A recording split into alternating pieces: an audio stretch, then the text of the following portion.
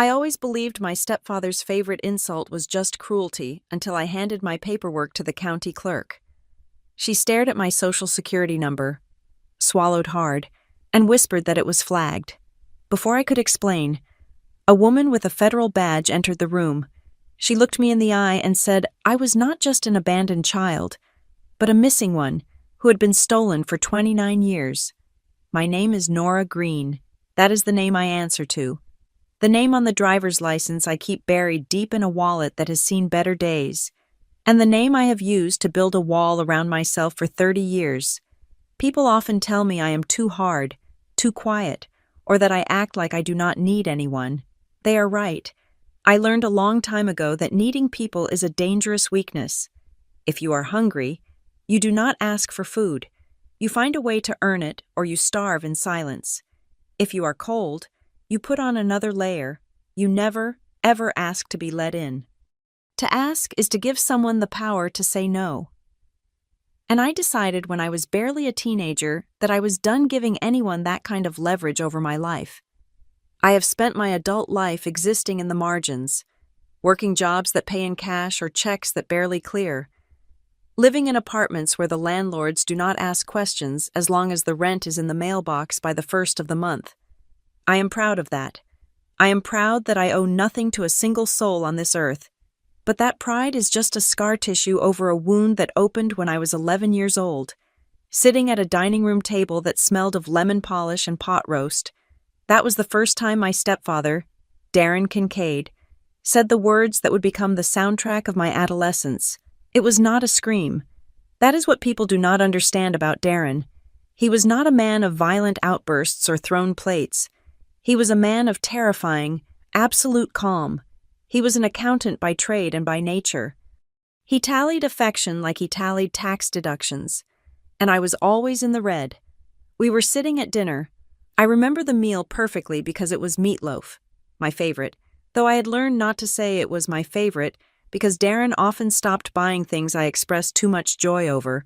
I had asked, quietly, if I could have $20 for a school field trip.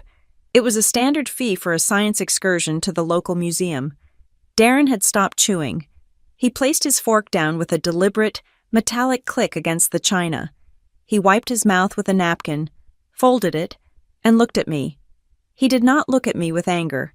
He looked at me with the same detached curiosity one might have for a stray dog that had wandered onto the porch.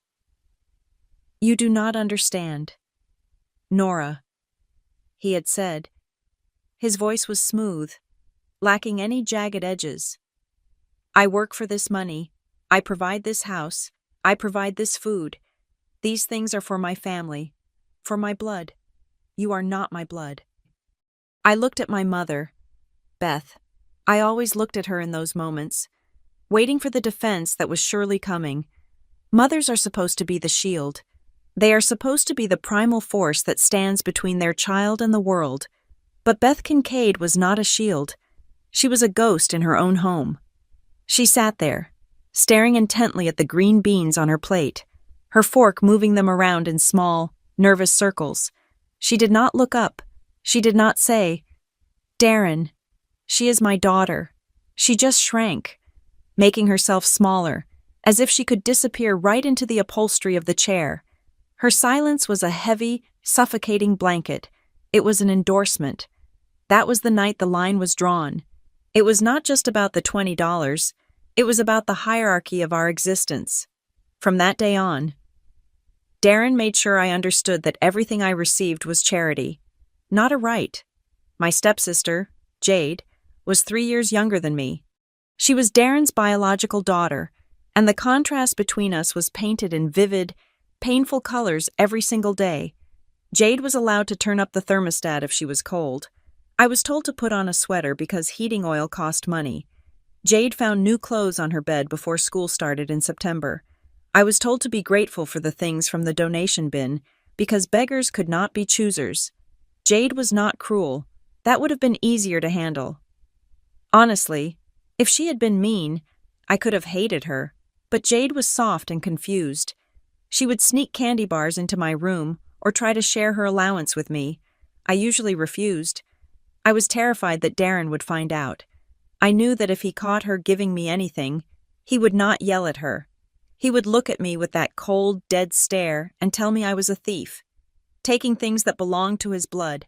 So I pushed Jade away. I taught myself to be an island inside that house. I stopped eating dinner with them by the time I was 14. I would wait until they were done, until the dishes were washed and the lights were dimmed, and then I would creep into the kitchen to eat toast, or whatever leftovers were deemed garbage. I lived like a squatter in a suburban home. I walked softly on the floorboards, so I would not creak. I kept my voice low. I tried to occupy as little space as possible, hoping that if I made myself small enough, Darren would forget to tax me for the air I breathed. But the ultimate lesson came on my 18th birthday. Most kids look at 18 as the gateway to freedom. They think of parties, lottery tickets, and voting. I woke up that morning with a knot in my stomach that felt like a fist. I knew something was coming. The atmosphere in the house had been shifting for weeks. Darren had been organizing papers in his office, the door shut tight. My mother had been walking around with red-rimmed eyes, avoiding me even more than usual. When I came downstairs, there was no cake.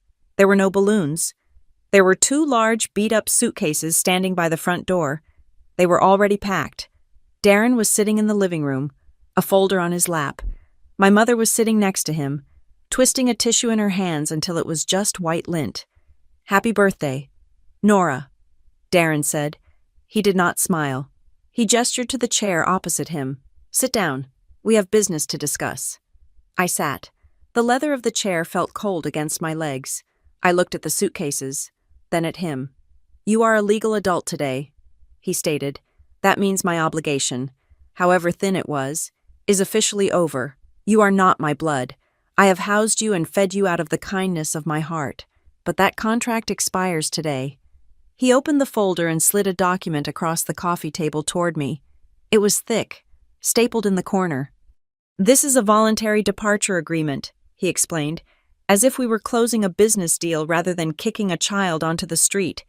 "It states that you are leaving of your own free will, that you have received all your personal effects, and that you have no further financial claim on this household. It also states that you agree to sever contact for a minimum of 5 years to allow Jade to focus on her studies without distraction." I looked at the paper. The words swam before my eyes.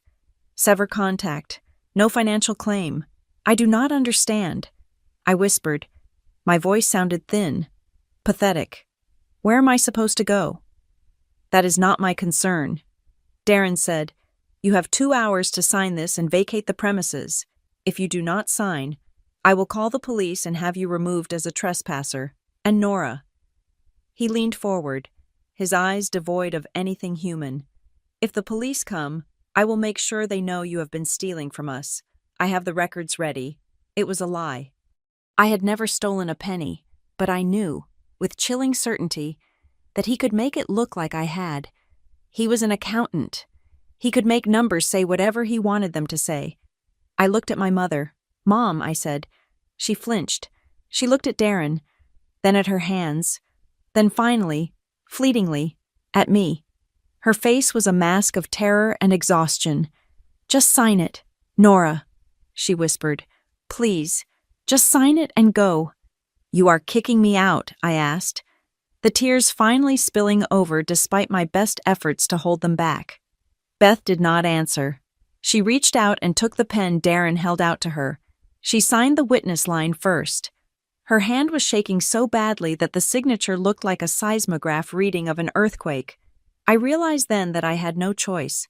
I was 18 with no money, no car, and no allies. I took the pen. I felt the weight of it, heavy and final. I signed my name, Nora Green. With that signature, I was signing away the only roof I had. Darren took the papers back instantly, checking the signature to ensure it was legible. "Good," he said. "You have $40 in your pocket. I put it in your coat. That is more than you deserve." I stood up. My legs felt like they were made of wood. I walked to the door and grabbed the handles of the suitcases. They were heavy, filled with the clothes I had scrounged and the few books I had managed to keep hidden. Jade came running down the stairs then. She must have been listening from the hallway. She had been crying, Her face was blotchy and swollen. "Nora!" She screamed. She threw herself at me, wrapping her arms around my neck. "You cannot go, Daddy." "Stop it, Jade. Go to your room," Darren said. His voice did not rise, but the threat in it was unmistakable. Jade ignored him for a second, squeezing me tight. "I will find you." She sobbed into my ear. "I promise. I will find you." I gently pried her arms off me. I could not look at her. If I looked at her, I would collapse, and I refused to give Darren the satisfaction of seeing me break. I needed to walk out of there on my own 2 feet. I opened the front door. The air outside was crisp, biting. "Wait," my mother said. I paused on the threshold. She hurried over, blocking Darren's view with her body for a split second. She shoved a small, crumpled bag of trail mix into my hand. It was pathetic. A snack for the road. She leaned in close, ostensibly to fix my collar, but her lips brushed my ear. Her breath was hot and smelled of stale coffee. "Don't let them find you," she hissed. I pulled back, staring at her. "What go?" she said, her voice returning to a flat, defeated monotone. "Just go, Nora." I did not understand. "Don't let who find me." I thought she meant the police. Or maybe she meant I should hide from the shame of being homeless. It made no sense. But there was a frantic intensity in her eyes that scared me more than Darren's coldness. I stepped out onto the porch. The door clicked shut behind me. I heard the deadbolt slide into place. I stood there for a moment, staring at the wood grain of the door. I was 18 years old. I had $40, 2 suitcases, and a bag of trail mix. I had just signed a paper agreeing that I was a stranger to the people who had raised me. I walked down the driveway. I did not look back at the house. I told myself I was not walking away from a home. I was escaping a prison, but as I reached the sidewalk and turned toward the main road, the hollow feeling in my chest told a different story. I was not just alone. I was unmoored. I was a boat with the rope cut, drifting into a dark, open ocean. And the worst part was the voice in my head, sounding exactly like Darren. Not my blood. Not my blood. I believed him. I believed I was nothing. And for the next 12 years, I made sure I lived exactly like nothing. I disappeared, just like my mother told me to, though I never understood why she was so afraid. I dragged my suitcases toward the bus stop, the wheels rumbling on the pavement like thunder. I did not know then that the woman watching me from the window was not just a coward. She was a keeper of secrets that were rotting her from the inside out. I did not know that the name Nora Green was just a mask I had been forced to wear. All I knew was that I had to keep moving. If I stopped, the truth of my loneliness would catch up to me, and I was not strong enough to face it yet. So I walked. I walked until the house was just a speck behind me, and then I walked some more. The first few nights of my so-called freedom were not spent exploring the world or tasting the sweet air of independence. They were spent curled in the fetal position in the back seat of a rusted sedan I had bought for $600 cash, parked behind a 24-hour laundromat because the lights there stayed on all night. I learned quickly that darkness was not my friend. Darkness was where the fear crept in, whispering that Darren was right, that I was incapable of survival. So I slept under the hum of neon signs and the rattle of dryer vents. Eventually, I made it to Lakewood Crossing. It was one of those Midwestern towns that felt like it had been built entirely out of gray concrete and gray sky. I found a room above a pawn shop. The landlord, a man with yellow eyes and a scent of stale tobacco, did not ask for a credit check. He just asked for $450 a month, paid in cash. On the first, the room was the size of a large closet. The radiator hissed like a dying snake, and the single window looked out onto a brick wall, but it had a lock on the door. That lock was the most beautiful thing I had ever owned. I built a life there. It was a small, hard life, but it was mine. I stopped thinking about the future and started thinking in shifts. I worked breakfast at a diner where the grease coated my skin like a second layer of pores. I worked the register at a gas station on the interstate, watching people drive to places I would never go. But the anchor of my existence was Stonebridge Fulfillment. Stonebridge was a massive warehouse on the edge of town. a sprawling beast of corrugated metal and fluorescent lights that never turned off. I was a picker. I spent 10 hours a night walking concrete floors, strapping a scanner to my forearm that beeped every 3 seconds. Beep, pick item, beep, scan bin, beep, place in tote. It was rhythmic. It was numbing. It was perfect. I did not make friends. I saw the other workers in the break room, huddling over vending machine coffee, complaining about their spouses or their debts. I stayed in the corner. Relationships were variables I could not control, and my life was a strict equation: input labor, output rent, input silence, output safety. I trusted the time clock on the wall more than I trusted any human being. That machine was honest. If I gave it 8 hours, it gave me 8 hours of pay. It never changed its mind. It never told me I did not belong. I took pride in my invisibility. I wore steel-toed boots that were 2 sizes too big because I found them at a thrift store, and I wrapped my feet in extra socks to make them fit. I ate instant noodles and hard-boiled eggs. I never asked for a shift trade. I never asked for a ride. I was the model employee, the one who never complained, the one who simply absorbed the workload like a sponge. But the body is not a machine, no matter how much you try to treat it like one. The collapse did not happen all at once. It was a slow, grinding erosion that started in my right shoulder. We were moving into the holiday rush at Stonebridge.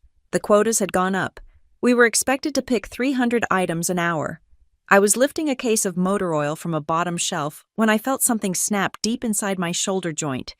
It was not a loud noise, just a dull, sickening pop followed by a rush of heat. I dropped the box. I did not call for a medic. I knew that reporting an injury meant drug tests, paperwork, and potentially being let go as a liability. I gritted my teeth, picked up the box with my left hand, and finished the shift. By morning, I could not lift my arm above my waist. 2 days later, the fever hit. It was a brutal strain of flu that was tearing through the warehouse floor. Usually, I would have worked through a cold. I had worked through migraines, cramps, and sprained ankles, but this was different. My temperature spiked to 103 degrees. My joints felt like they were being crushed in a vice. The combination of the fever and the shoulder injury rendered me incapacitated. I lay on my mattress, shivering so hard my teeth chattered. Staring at the water stains on the ceiling, I called in sick. I hated making the call. I hated the weakness in my voice. The shift supervisor, a man named Rick, who looked at employees as if we were broken toaster ovens, sighed into the phone. "You know the policy." "Nora," he said, "we are in blackout dates for the holiday rush. If you are not here, I have to mark it. I cannot lift my arm." "Rick," I rasped, "and I am contagious." "Right," he said. "Well, take the day. We will see about tomorrow." I took 3 days. I had no choice. Every time I tried to stand, the room spun. On the 4th day, I dragged myself out of bed, popped 4 ibuprofen, and called the warehouse to say I was coming in. Rick did not answer. I left a voicemail.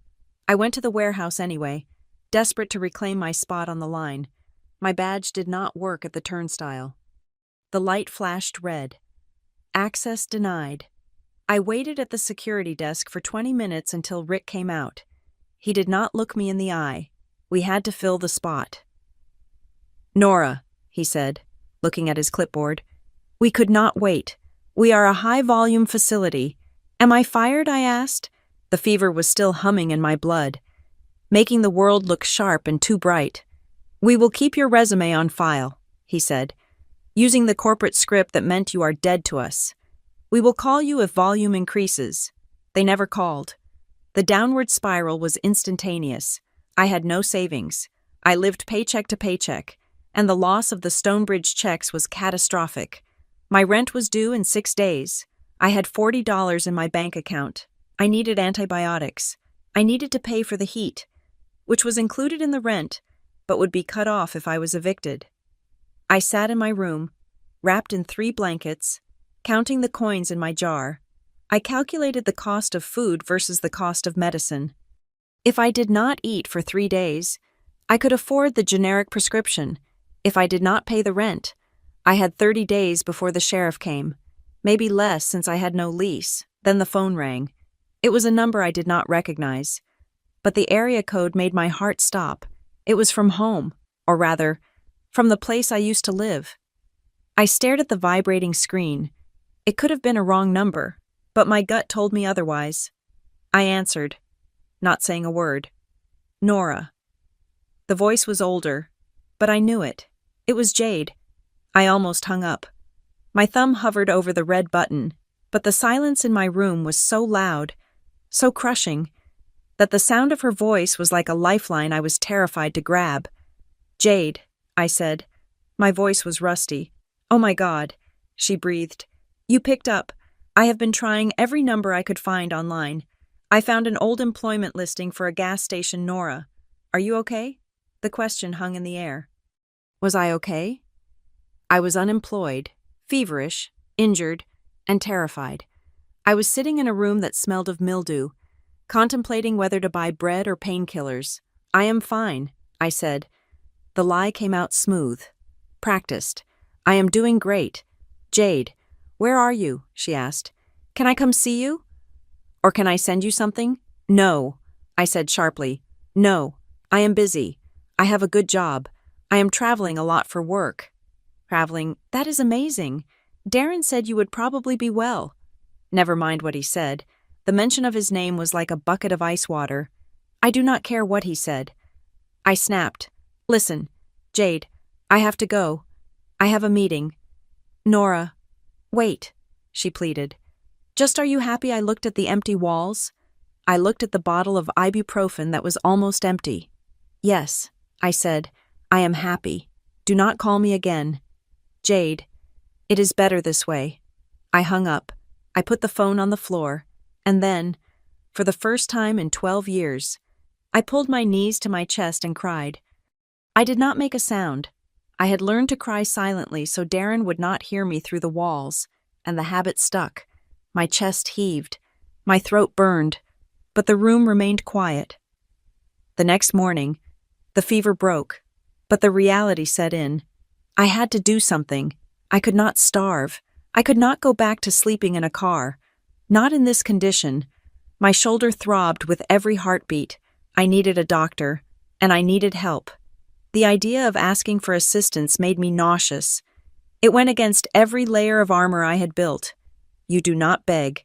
You do not ask. But I looked at my reflection in the bathroom mirror. My cheeks were hollow. My eyes were dark pits. I looked like a ghost. It is not begging. I told my reflection. It is a procedure. I have paid taxes. I worked. This is a system transaction. I washed my face. I put on my cleanest shirt. A button-down I used for interviews. I combed my hair back tight. I gathered my birth certificate, my driver's license, and my termination notice from Stonebridge. I walked to the Broward County Community Services office. It was a 3-mile walk. The wind cut through my coat, biting at my injured shoulder. But I kept walking. I focused on the pavement. Left foot, right foot. Do not think. Just move. The office was exactly as I feared. It was a fluorescent purgatory. There were rows of plastic chairs bolted to the floor, filled with people who looked tired, defeated, or angry. Children were crying. A security guard stood by the door, looking bored. I took a number, 42. They were on number 19. I sat and waited. I held my folder of documents against my chest like a shield. I rehearsed what I would say. I am between jobs. I have a temporary medical issue. I need short-term assistance until I can return to the workforce. It sounded professional. It sounded like I was in control. 3 hours passed. My shoulder was screaming in pain. I felt lightheaded from the lack of food. Number 42. A voice called out. I stood up. I walked to the window. The woman behind the glass looked exhausted. Her name tag said, Brenda. She did not look up. Fill this out, she said, sliding a clipboard through the slot, front and back. Do not skip any fields. I took the clipboard to a small table. The pen was chained to the desk. I began to write. Name Nora Green. Date of birth, June 14th. Address 402 Elm Street. Apt 3B. I reached the section for the Social Security number. My hand hovered for a second. That 9-digit number was the only thing that felt truly permanent in my life. It was the number on my pay stubs, on my tax forms, on the few bank accounts I had opened and closed. It was me. I wrote the numbers down. 3 digits, 2 digits, 4 digits. I signed the bottom of the form. I walked back to the window and slid the clipboard under the glass. Brenda took it. She began to type. Her fingers moved fast, a rhythmic clacking that reminded me of the warehouse scanners. I watched her face. I expected her to ask for a pay stub or a utility bill. I expected her to tell me I did not qualify because I had not been a resident of the county long enough. Suddenly, her typing stopped. It was not a gradual stop. It was an abrupt, jarring halt. Her hands froze in midair over the keyboard. She blinked. She leaned closer to the screen, squinting. Then she pulled her glasses off, cleaned them on her sweater, and put them back on. She looked at the screen again. The color drained from her face. It was instant. One moment she was flushed with the heat of the office, and the next she was pale, pasty white. She looked up at me. Her eyes were wide, but they were not looking at me like I was an applicant anymore. She was looking at me like I was something she had never seen before, like I was a hallucination. "Excuse me," she said. Her voice was trembling. She cleared her throat and tried again, but it came out as a whisper. "Is this number correct?" She pointed a shaking finger at the SSN I had written. "Yes," I said, confusion beginning to prickle at the back of my neck. "That is my number." "Why is there a problem?" She did not answer. She swallowed hard. Her gaze darted to the phone on her desk, then back to me, then over my shoulder to the security guard. "Just one moment," she stammered. "I need to get my supervisor." She stood up so fast her chair rolled back and hit the file cabinet with a loud bang. The entire waiting room turned to look. She didn't care. She turned and practically ran through the door behind her desk, leaving the window open. I stood there, my heart hammering against my ribs. What had I done? Had Darren reported me for fraud years ago? Was there a warrant out for my arrest because of some lie he told Panic? Cold and sharp, flooded my veins. I looked at the door. I should run. I should turn around and walk out before they came back, but my legs would not move. I was frozen. Staring at the empty chair and the computer screen I could not see. I had come here for help, for a few $100s to survive the month. I did not know that by writing those 9 digits, I had just unlocked a door that had been sealed shut for 29 years. I did not know that the woman was not running to get a supervisor to approve my food stamps. She was running because the computer had just told her that a ghost was standing at her window. The silence that followed Brenda's departure was not empty. It was heavy, pressurized, like the air inside a submarine that has gone too deep. I stood at the window, my knuckles white as I gripped the counter ledge. I could feel the eyes of the people in the waiting room boring into my back. They were annoyed that the line had stopped. But I was terrified. The cursor on Brenda's computer screen blinked. It was a rhythmic, mocking pulse. On, off, on, off. It was the only thing moving in the entire world. I ran through the catalog of my life, searching for the crime. Had I filled out a tax form wrong 3 years ago? Had Darren taken out a credit card in my name and defaulted on it? That had to be it. He was an accountant. He knew how to manipulate numbers. He must have used my identity to bury some debt. And now, years later, the avalanche was finally hitting me. I was going to be arrested for fraud. I was going to jail because I had dared to ask for help.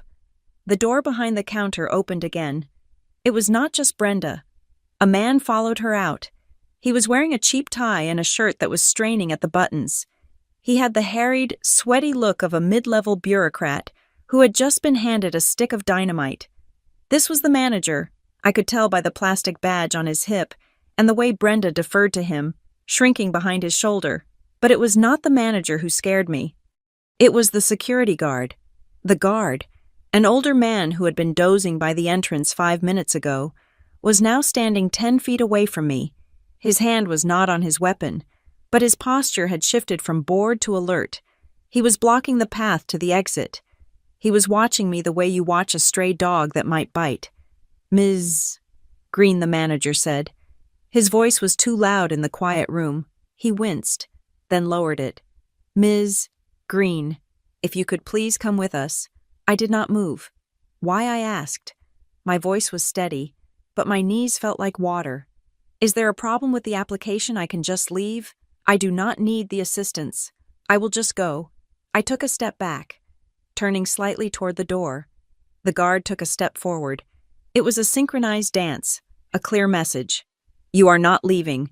We just need to clear up a discrepancy with your documentation, the manager said. He was sweating. A bead of perspiration rolled down his temple. Please, it is just a formality. Step into my office. It was not a request. I looked at the exit. It was 20 feet away. I could run. I was faster than the guard. But then what live as a fugitive, I was already living like a ghost. I tightened my grip on my purse, squared my shoulders, and nodded. Fine, I said. They led me through the door, past the rows of cubicles where other caseworkers had stopped typing to watch us pass. The silence was absolute. It felt like walking to an execution. The manager opened the door to a conference room at the back of the building. It was a windowless box with a gray table and 4 gray chairs. Please, sit, the manager said. I sat. The manager did not sit. He stood by the door, looking at his watch. Brenda was gone. It was just me and the hum of the ventilation system. Then the door opened again. The man who walked in was not a social worker. He was not a police officer. He was wearing a dark suit that looked expensive, cut sharp against his frame. He carried no briefcase, only a thin manila folder tucked under his arm. He had a face that gave nothing away, calm, professional, and terrifyingly alert. A badge hung from his belt, catching the fluorescent light. It was not a local police badge. He closed the door behind him. The manager stayed outside. I am Agent Rowan Pierce, he said. He did not offer his hand. He walked to the opposite side of the table and pulled out a chair. But he did not sit. He placed the folder on the table between us. It was closed. I know what this is, I said. The words tumbled out before I could stop them. My stepfather, Darren Kincaid. Whatever he did with my credit, whatever he signed my name to, I did not do it. I have not spoken to him in 12 years. I did not steal anything. Agent Pierce looked at me.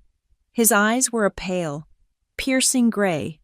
He studied my face with an intensity that made me want to crawl under the table. He was not looking at me like a suspect in a fraud case. He was looking at me like I was a puzzle he had been trying to solve for a very long time. This is not about fraud. Nora, he said. His voice was low, resonant. You are not under arrest. You are not in trouble. Then why is there a guard at the door? I challenged. Why is the manager sweating because of the flag on your social security number? He said. He tapped the folder. That number does not belong to a debtor. He continued. It is an interagency flag, a violent crime code, specifically, a kidnapping code. The air left the room. Kidnapping, I repeated. I stared at him. That is insane. I have never kidnapped anyone. He did not blink. I know you haven't. He pulled the chair out and finally sat down. He leaned forward, clasping his hands on the table. I need you to answer some questions for me, Nora, and I need you to think very carefully before you speak. I nodded. Mute. Tell me about the hospital where you were born, he said. The question was so simple, so mundane, that my mind went blank. I opened my mouth to answer, to recite the story I had been told my whole life. Mercy General, outside of Chicago, but the words stuck in my throat. Had I ever seen a picture of it? Had my mother ever told me about the nurses, the room, the labor, Mercy General? I said, have you ever seen your long-form birth certificate, he asked. Not the wallet card. The original document with the raised seal and the doctor's signature. I frowned. Darren kept the papers. He said it was safer in his safe. He gave me the copy when I left. A copy, Pierce repeated. Did that copy have a hospital name on it? I tried to visualize the paper I had carried around for 12 years. It was a standard state certification. It listed my name, my date of birth, and my mother's name. But the hospital, I realized with a jolt of cold fear that the field for place of birth Simply said, the county, Cook County. I do not know, I whispered. What is your earliest memory? Pierce asked. I was 5. I said quickly. We were moving into the house on Maple Street. I remember the moving truck. Anything before that, he pressed. A birthday party, a Christmas, a toy. I squeezed my eyes shut. I tried to reach back into the fog of my early childhood. I wanted to find something, anything, to prove him wrong. But there was nothing, just a gray wall. My life began at 5, in a moving truck with Darren and my mother. Before that, there was only a sense of motion, of being in a car for a long time. I do not have a good memory, I said defensively. Lots of people do not remember being babies. Most people have stories. Pierce said, parents tell them stories. You cried all night. You loved this teddy bear. You walked at 10 months. Did Beth Kincaid ever tell you stories about your infancy? I felt a phantom pain in my chest. No, my mother never talked about the past. If I asked, she would get a migraine and go to her room. Darren would tell me to stop pestering her. Why are you asking me this? I demanded. My voice rose, thin and cracking. What does this have to do with my social security number? Pierce placed his hand on the folder. The number you wrote down today triggered a silent alarm that went straight to the National Center for Missing and Exploited Children, and simultaneously to my division at the FBI. That number was issued in 1988, but it was not issued to Nora Green. He flipped the folder open.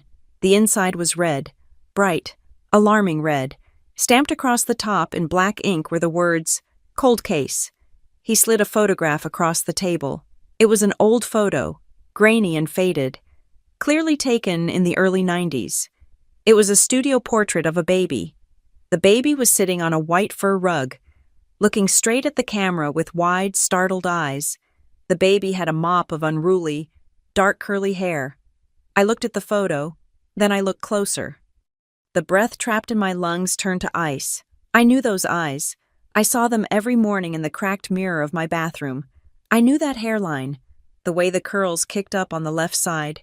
It was me, but it was not the me I knew.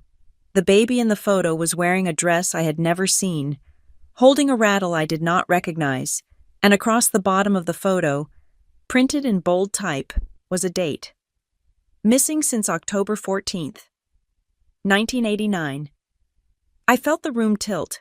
I grabbed the edge of the table to keep from falling out of the chair. This is a mistake, I whispered. I look like a lot of babies. All babies look the same. We ran a biometric progression on the structure of the facial bones. Pierce said. He slid another sheet of paper over. It showed the baby's face morphed and aged, year by year, until it became a face that was undeniably, terrifyingly mine. And that social security number, it belongs to the child in this picture. He leaned in closer. His voice dropped to a whisper, intimate and devastating. There is no birth record for a Nora Green in any state database. There are no school records for a Nora Green prior to 1994. You did not exist before you were 5 years old. I stood up. The chair scraped loudly against the floor. I have to go. I said. I felt the bile rising in my throat. I have to go. You are crazy.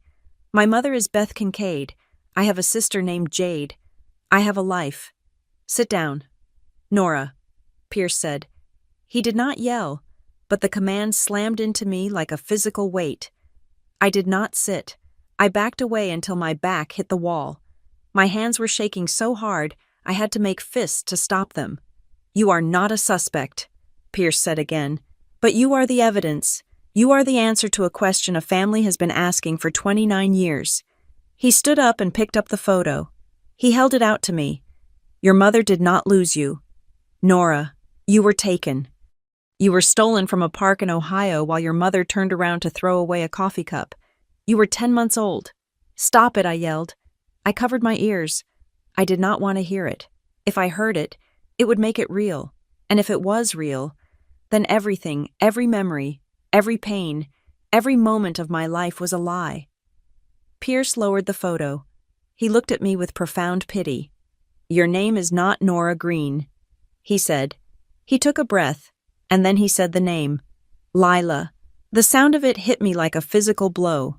Lila Ray Sutter. The name did not sound like a stranger's name. It sounded like a melody I had forgotten, but suddenly remembered the instant the first note was played. It vibrated in my bones. It bypassed my brain and went straight to some primal, buried place in my gut. Lila. I slid down the wall. My legs simply gave up. I sat on the floor of the conference room, the gray carpet rough against my palms. I looked up at Agent Pierce, my vision swimming. "Lila Ray Sutter," he repeated softly, and in the silence that followed, I could hear it. I could hear a voice, sweet and distant, calling that name from across a vast, dark ocean of time. And for the first time in 29 years, I knew with a terrifying certainty that I was not alone. The floor of the conference room was hard and cold, but I barely felt it. I was floating in a space where gravity had ceased to exist, untethered by the revelation that had just shattered my understanding of who I was. Agent Rowan Pierce did not rush me. He did not pull me to my feet or call for a medic. He simply sat in the chair, watching me with that unnerving, patient gray gaze, waiting for the words to sink in. Lila Ray Sutter. I said the name out loud. It tasted foreign on my tongue, like a word from a language I had never studied. "That is not me," I said. I started to laugh. It was a jagged, ugly sound that scraped against my throat. "This is ridiculous. I am not some missing heiress. I am not a tragedy from the nightly news. I am Nora Green. I work in a warehouse. I have a scar on my knee from falling off a bike when I was 7. The scar is real." Pierce said calmly, "The bike happened, but the name Nora Green, that is a ghost story." He opened the folder wider, spreading documents across the table like a dealer laying out a winning hand of cards. "Your social security number was flagged by the National Crime Information Center," he explained.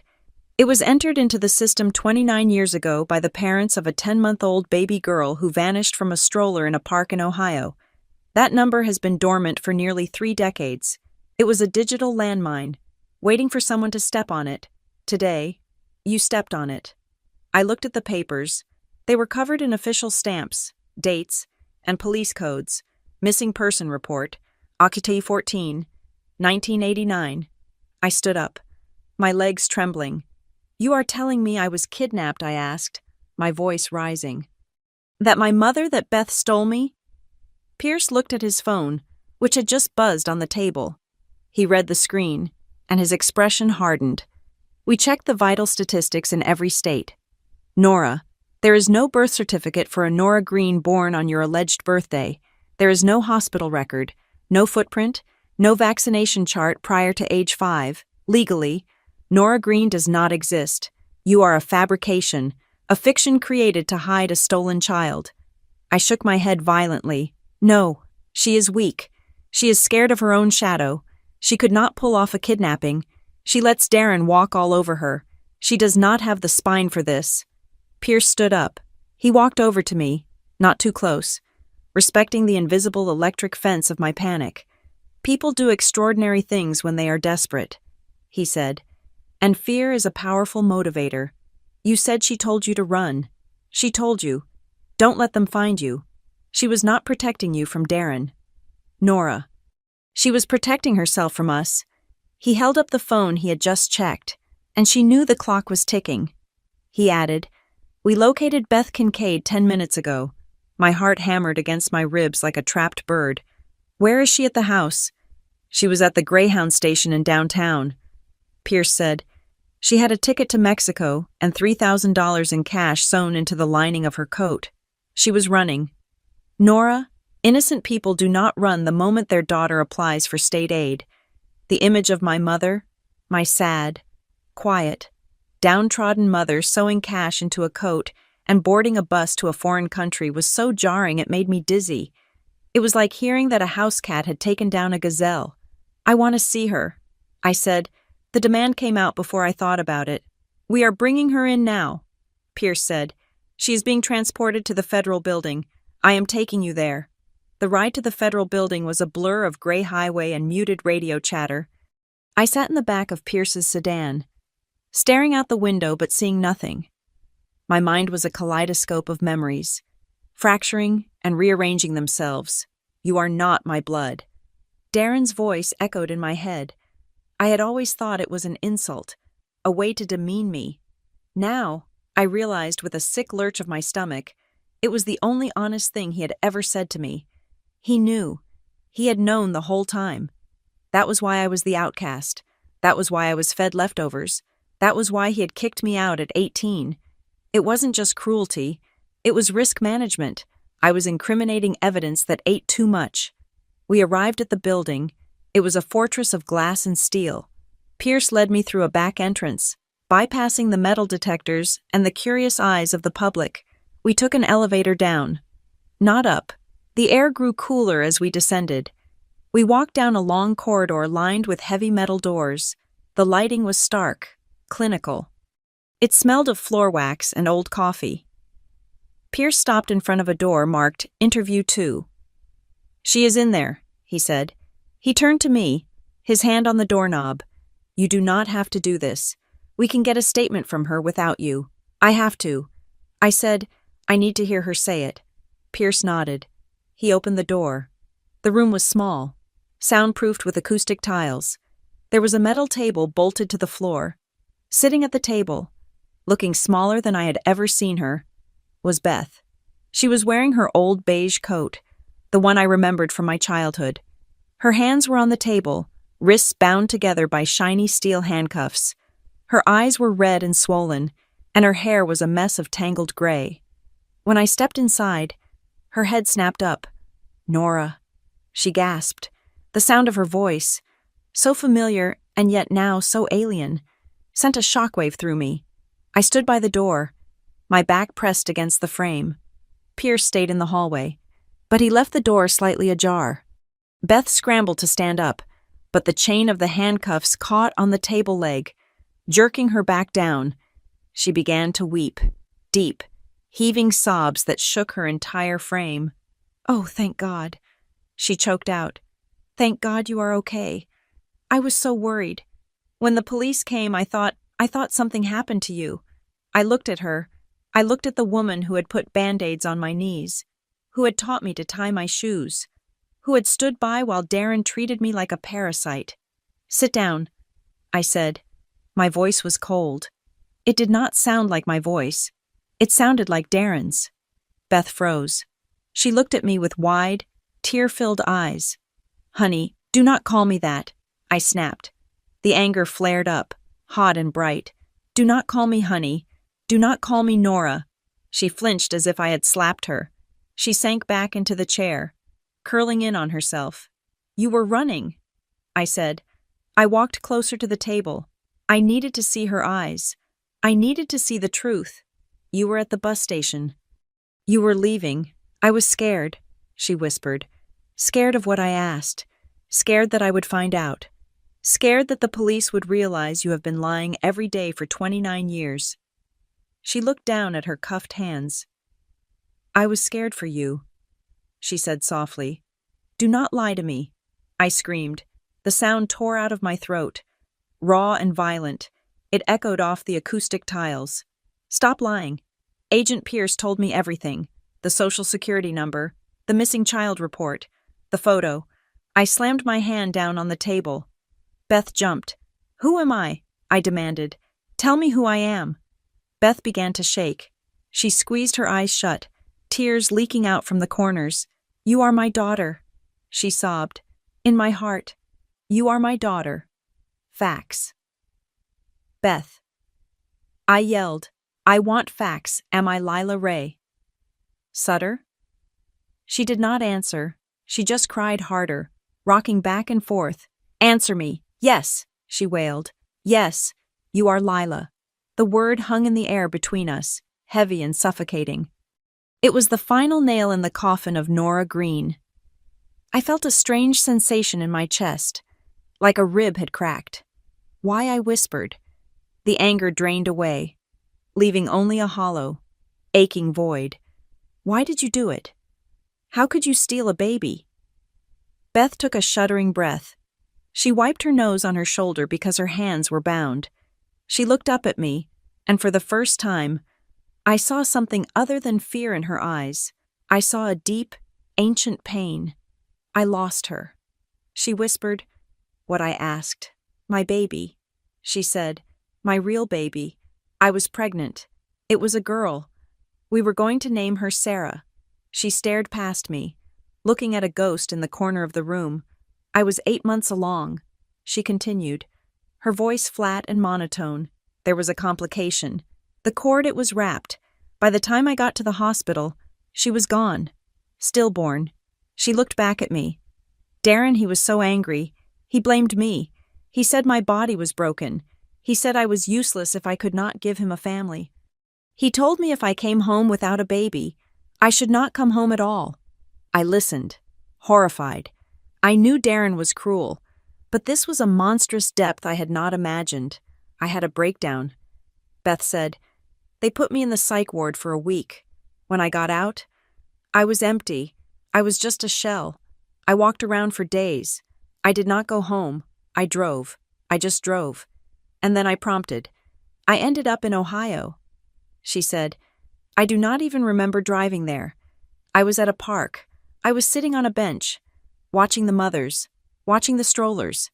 She looked at me, her eyes pleading for understanding. You were there, she said. You were in a stroller. Your mother, the woman she turned around to throw something in the trash. She was talking to another lady. You were crying. You were crying so loud, and nobody was picking you up. I felt a chill run down my spine. I just wanted to comfort you, Beth said. I walked over. I picked you up. You stopped crying the second I held you. You looked at me. You had these big, blue eyes, and you felt so warm. You felt like mine. So you took me. I said, I did not think. She whispered, I just walked. I walked to the car. I put you in the seat, and I drove. I thought I was saving you. I thought I was saving myself. And Darren, I asked, when did he know? He knew immediately, she said. She let out a bitter, wet laugh. I came home with a 10-month-old baby when I was supposed to have a newborn. He knew, but he let you keep me. I said, he saw an opportunity. Beth said, we moved. He forged the papers. He set up the new identities. He told everyone we adopted you, but inside the house, he made sure I knew that I was a criminal, and he made sure you knew that you were not his. I stared at her. The pieces were falling into place with a sickening click. Darren had used her crime as leverage. He had held it over her head for decades. And he had used my status as a stolen child to dehumanize me, to keep me submissive, to keep me from asking questions that might expose them. He kept me terrified so I would never look at my own paperwork. I realized aloud, that is why he kicked me out, not because he hated me, but because an 18-year-old needs a driver's license, a job, a college application. He needed me gone before the system flagged me. Beth nodded miserably. He wanted you to disappear. He said if you stayed, we would both go to jail. He made me sign that paper. He made me watch you walk away, and you let him. I said. My voice was quiet again.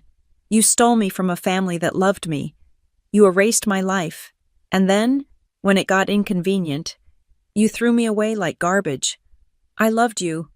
Beth sobbed. I loved you every day. That is not love, I said. I stepped back from the table. Love is not stealing. Love is not lying. Love is not letting a monster like Darren treat a child like an unwanted tenant in her own home. I turned toward the door. I could not look at her anymore. The sight of her weeping face, once the only source of comfort I had, now made me sick. Rowan Pierce was standing in the doorway. He looked at me, then at Beth. Wait, Beth cried out. She struggled against the cuffs. Nora, please don't leave me here. They are going to put me in prison. I stopped with my hand on the doorknob. I did not turn around. My name is not Nora. I said. I walked out into the hallway. The door clicked shut behind me, cutting off her wails.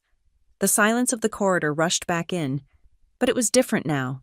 It was not the silence of being alone. It was the silence of a storm that had finally broken. Agent Pierce fell into step beside me. Are you all right? He asked. No. I said. I felt hollowed out. Scraped clean. But I am ready for the next part. What part is that? He asked. The truth. I said. She told me the story of how she took me.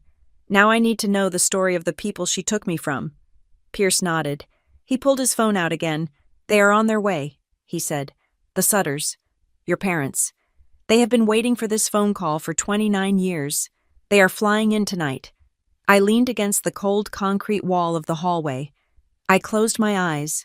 Somewhere, on a plane cutting through the dark sky, were two people who had mourned me before I could even walk. Two people whose lives had been stopped the day mine was restarted. I was terrified to meet them. I was terrified that I would not be the daughter they dreamed of. I was terrified that the damage Darren and Beth had done was too deep to fix. But as I stood there, listening to the hum of the federal building, I realized something else. For the first time in my life, I was not just drifting, I was waiting, and someone was coming for me. I had walked into the hallway, but I could not keep walking. The heavy metal door had clicked shut, sealing Beth Kincaid and her weeping confession inside. But the silence it left behind was not peaceful. It was unfinished. I stood there, staring at the scuff marks on the linoleum floor, and realized that while I knew how I had been taken, I did not understand why I had been kept. Kidnapping a child is a crime of passion or desperation, but keeping a child for 29 years, that is a logistical feat. That requires calculation. Beth was a woman who crumbled under the weight of a grocery bill. She did not have the spine to orchestrate a 3-decade deception on her own. I turned around. Agent Pierce was watching me, his hand halfway to his pocket, likely reaching for his phone to call the team handling the Sutters. I am not done, I said. He studied my face, looking for signs of hysteria, but he found none. I was not hysterical. I was cold. I was operating on the same icy frequency that had helped me survive 12 years of poverty. Do you want me to come in with you? He asked. No, I said. I need her to look at me, not you. I pushed the door open. Beth had not moved. She was still slumped over the table, her face buried in her cuffed hands. When the latch clicked, she jerked upright, hope flashing across her swollen eyes. She thought I had come back to forgive her. She thought I had come back to be Nora again. I pulled the chair out and sat down. The metal legs scraped against the floor, a harsh sound that made her flinch. I need to talk about Darren, I said. Beth's face fell.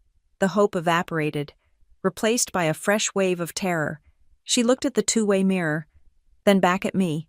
He had nothing to do with taking you, she stammered. It was me. It was all me. Stop protecting him, I said. My voice was low and hard. You said you took me because you were grieving. You said you were wandering around, out of your mind. Fine. I believe that part. You were sick. But Darren is not sick. Darren is an accountant. Darren is a man who measures the world in assets and liabilities. I leaned forward. Why did he let you keep me? Beth looked down at her hands. Her fingers were twisting together, turning white at the knuckles. He wanted a family, she whispered. He was obsessed with the image of it. When we got married, that was the deal. I had to give him children. He wanted a son, but he said he would settle for a daughter first. He wanted to look like a man who had everything. She swallowed hard. When I lost Sarah, when the doctor said there were complications and I might not be able to carry another baby to term, Darren changed.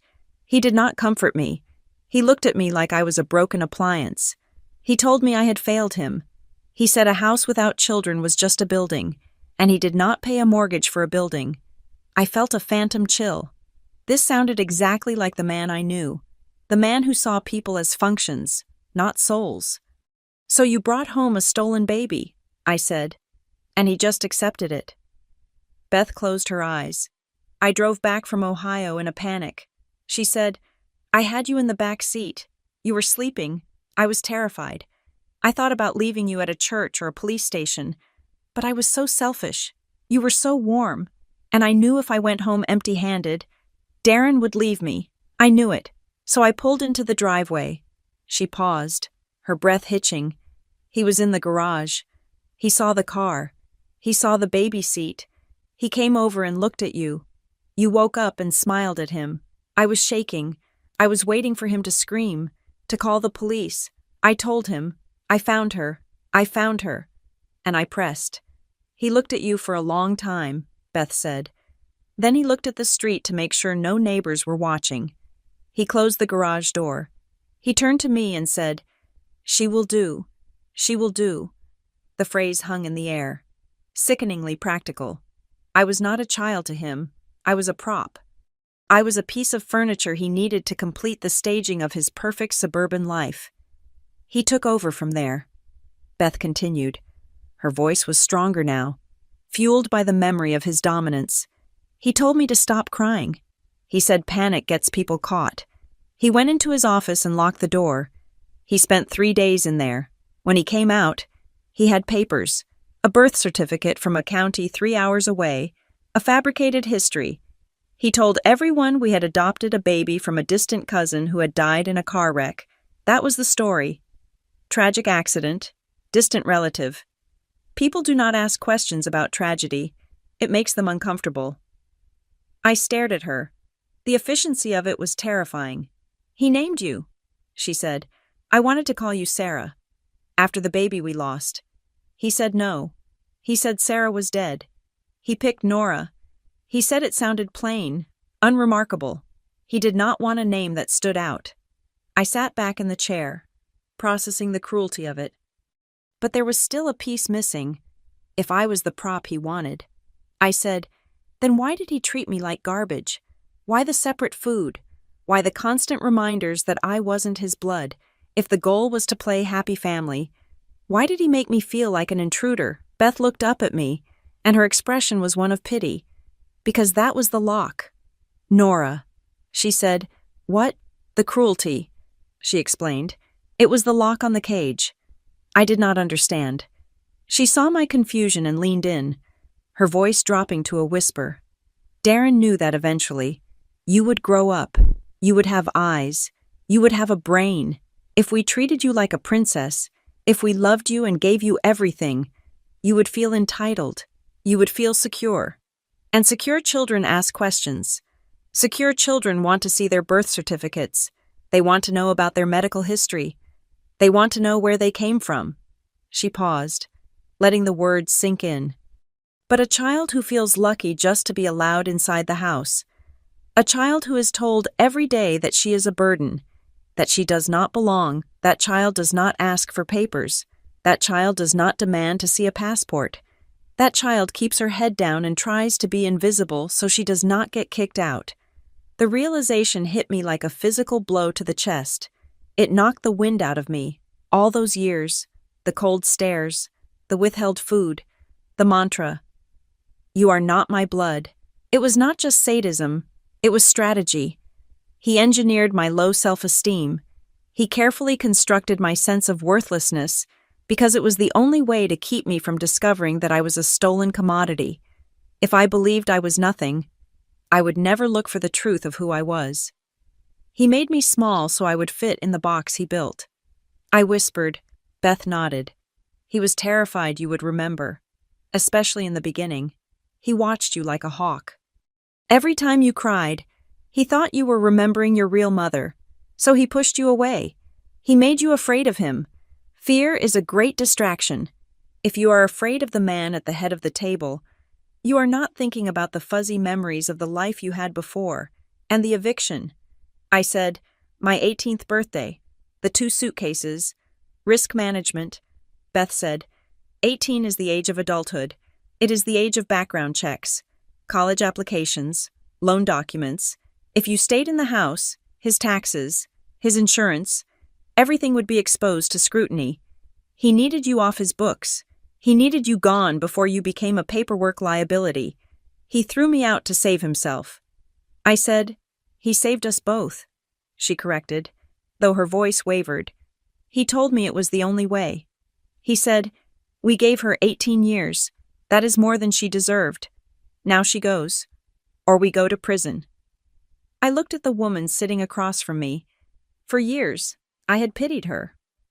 I had thought she was a victim of his bullying just like I was. I thought her silence was fear, but now I saw it for what it truly was. Complicity. She had traded my life for her security. She had watched him dismantle my spirit brick by brick, and she had said nothing because it kept her secret safe. "One last question," I said. Beth waited. "Do you love me?" The question hung in the stale air of the interrogation room. Beth's face crumpled. Fresh tears spilled over her cheeks. "Yes," she sobbed. "Oh God. Nora, yes, I love you more than anything. You are my daughter. I raised you. I took care of you. Stop," I said. I stood up.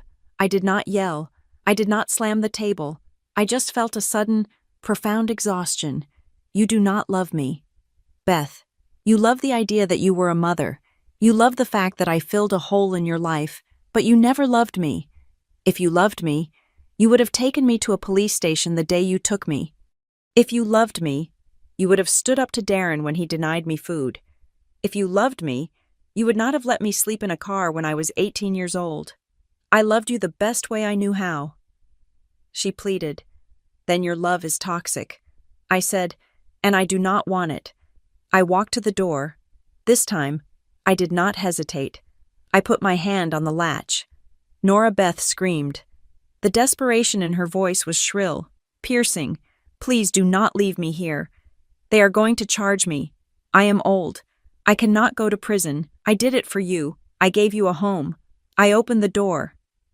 Agent Pierce was standing there, his face unreadable, but his posture protective. He looked at Beth, then at me. I turned back to her one last time. "You did not give me a home," I said. "You gave me a hiding place." "Please," she wailed, struggling to stand, the cuffs clattering against the metal table. "Don't abandon me. You are all I have." I looked at her, at the woman who had stolen 29 years of my history, and felt nothing, no hate, no pity, just a vast, empty space where a mother should have been. "You abandoned me a long time ago." I said, "You abandoned me the day you decided your grief was more important than my life." I stepped out into the hallway and let the door close. The heavy click of the latch cut off her screams instantly. The silence returned. But this time, it was not heavy. It was clean. It felt like the air after a thunderstorm, sharp, clear, and new. Agent Pierce looked at me. He did not offer empty platitudes. He did not tell me I was brave. He simply checked his watch and looked down the corridor toward the elevators. "We need to go upstairs," he said. "Why?" I asked. "Because they are here," he said. My heart skipped a beat. "Who the Sutters?" he said. "Marianne and Graham. They landed 40 minutes ago. We brought them to a private waiting area on the 4th floor." I felt a wave of panic, sudden and overwhelming. I looked down at my clothes, my worn-out jeans, my cheap work boots, the flannel shirt that had a small stain on the cuff. I looked at my hands, rough and calloused from years of lifting boxes. "I cannot meet them," I said. "Look at me. I am a mess. I am broken. Agent Pierce, they are expecting the baby they lost. They are expecting a daughter. I am just Nora." Pierce turned to face me fully. He placed a hand on my shoulder. It was a firm, grounding weight. "They are not expecting a baby. Nora, they are expecting a survivor. And looking at you, I think that is exactly what they are going to get." He gestured toward the elevator. "Are you ready to meet the people who have been looking for you since 1989? I took a deep breath. I thought about the car I had slept in. I thought about the warehouse. I thought about the way I had trained myself to take up as little space as possible. And then I thought about the name, Lila. "I am ready," I said. We walked toward the elevator. As the doors slid open, I realized I was not just walking away from Beth and Darren. I was walking toward a door I had been standing in front of my entire life, waiting for someone to unlock it. The doors closed, and we began to rise. The waiting room on the 4th floor was not like the ones in the movies. There were no balloons, no banners welcoming me home, and no news crews jockeying for a view of the tearful reunion. It was just a small, windowless space with beige walls and 4 chairs arranged in a circle, illuminated by the same clinical fluorescent lights that hummed throughout the rest of the federal building. The air conditioner blasted a frigid stream of air directly onto my neck. but I was sweating. I sat on one of the chairs, my hands gripped tightly around my knees. I looked down at my knuckles, which were white and trembling. I felt like an imposter. I felt like a fraud who had somehow tricked the United States government and was about to trick a grieving family. Despite the biometric scans, despite the photo of the baby with my eyes, and despite Beth's confession downstairs, a voice in my head kept screaming that this was a mistake. I was Nora Green. I was the girl who worked in a warehouse and ate instant noodles. I was not Lila Ray Sutter. I was not the lost princess of some tragedy. Agent Pierce stood by the door. He had offered me water, which I declined, and coffee, which I knew I would just spill. He was giving me space, but he was also guarding the perimeter. He knew I had a flight instinct. He knew that for the last 12 years, my solution to any problem had been to pack a bag and disappear. "They are just outside," Pierce said softly. "Whenever you are ready, I am not ready," I said. My voice sounded small in the quiet room. What if they look at me and they do not see her? What if they see the damage? What if they see Darren's daughter? They are not looking for perfection. "Nora," he said, "they are looking for proof of life." I took a deep breath. It rattled in my chest. I nodded. "Open the door," I said. Pierce opened the door. The first person to walk in was a woman. She was petite, with silver hair cut in a short, practical bob. She was wearing a simple blue sweater and slacks, clutching a handbag against her stomach as if it contained the only oxygen in the room. This was Marianne Sutter. She stopped 3 feet inside the door. She did not rush. She did not scream. She just looked at me. Her eyes were blue, my blue. They were framed by deep lines, the kind of lines that are not etched by laughter, but by decades of staring out windows, waiting for a car that never pulls into the driveway. She looked exhausted, not in a physical sense, but in a spiritual one. She looked like a woman who had been treading water for 29 years and was finally touching the bottom. Behind her came a man. Graham Sutter was tall, his shoulders slightly stooped, wearing a jacket that looked a size too big for him. He had a kind face, weathered and gray, with eyes that held a permanent, startled sorrow. The silence stretched out, thick and suffocating. I stood up. My legs felt heavy, like they were filled with lead. I did not know what to do with my hands. I did not know how to stand. I wanted to apologize for being alive, for being late, for being a stranger. Lila. It was Marianne. She whispered the name. It was not a question. It was a prayer. Lila. The sound of it hit me harder than any blow Darren had ever landed. It was a sound that belonged to me, yet I had no memory of owning it. It was like hearing a song you heard in the womb. It vibrated in my teeth. It made the hair on my arms stand up. It was terrifying. It was the sound of a door unlocking. A door I had been told was painted on a wall. I opened my mouth to speak, but my throat was closed tight. I nodded, a jerky, spasmodic motion. Marianne took a step forward, then another. She moved as if she were approaching a wild animal that might bolt if she made a sudden movement. She reached out a hand, her fingers trembling, and touched my arm. "It is you," she breathed. She wasn't looking at my clothes or my boots. She was looking at the scar on my chin, the one I got when I was 3. She was looking at the way my hairline kicked up on the left. Graham stepped up beside her. He did not touch me. He just stared, tears spilling silently over his cheeks, tracking through the stubble on his jaw. He looked at me with a hunger that was almost frightening. It was the hunger of a man who has been starving for a lifetime. I started, my voice cracking. "I have to tell you something." They waited.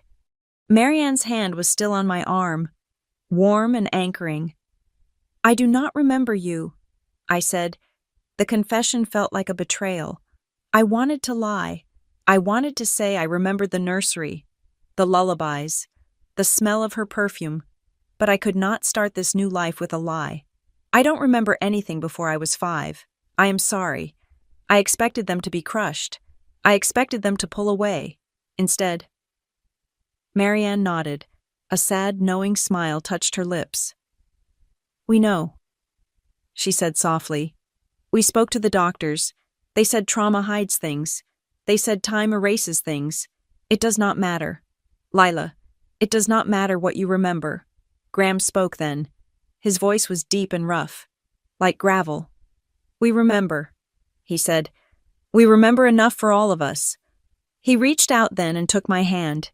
His grip was strong, calloused, real.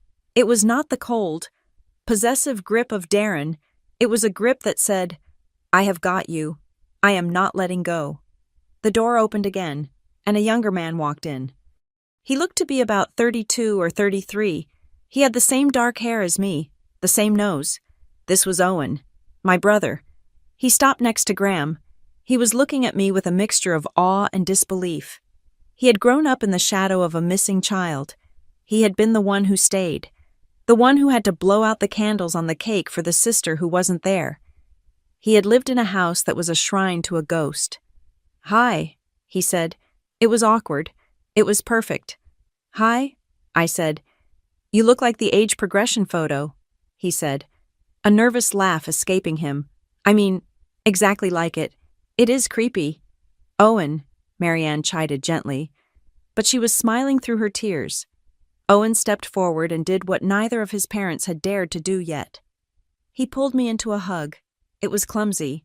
I went stiff at first, my muscles locking up from years of conditioning that said touch was dangerous. Touch was a prelude to pain or debt. But Owen did not let go. He squeezed tighter. I always wanted to know if you were taller than me. He mumbled into my shoulder. You are not. I win. I let out a breath I didn't know I was holding. The tension in my chest broke. A sob ripped its way out of my throat, violent and sudden. I buried my face in his jacket. He smelled of rain and cedar, and I cried. I cried for the girl who had sat alone in the school cafeteria. I cried for the teenager who had signed herself out of her own home. I cried for the woman who slept in a car behind a laundromat. But mostly, I cried because for the first time in 29 years, I was in a room where I was not just tolerated. I was wanted. The weight of that want was crushing. It was heavier than the rejection had ever been. Rejection is easy. You just harden yourself against it.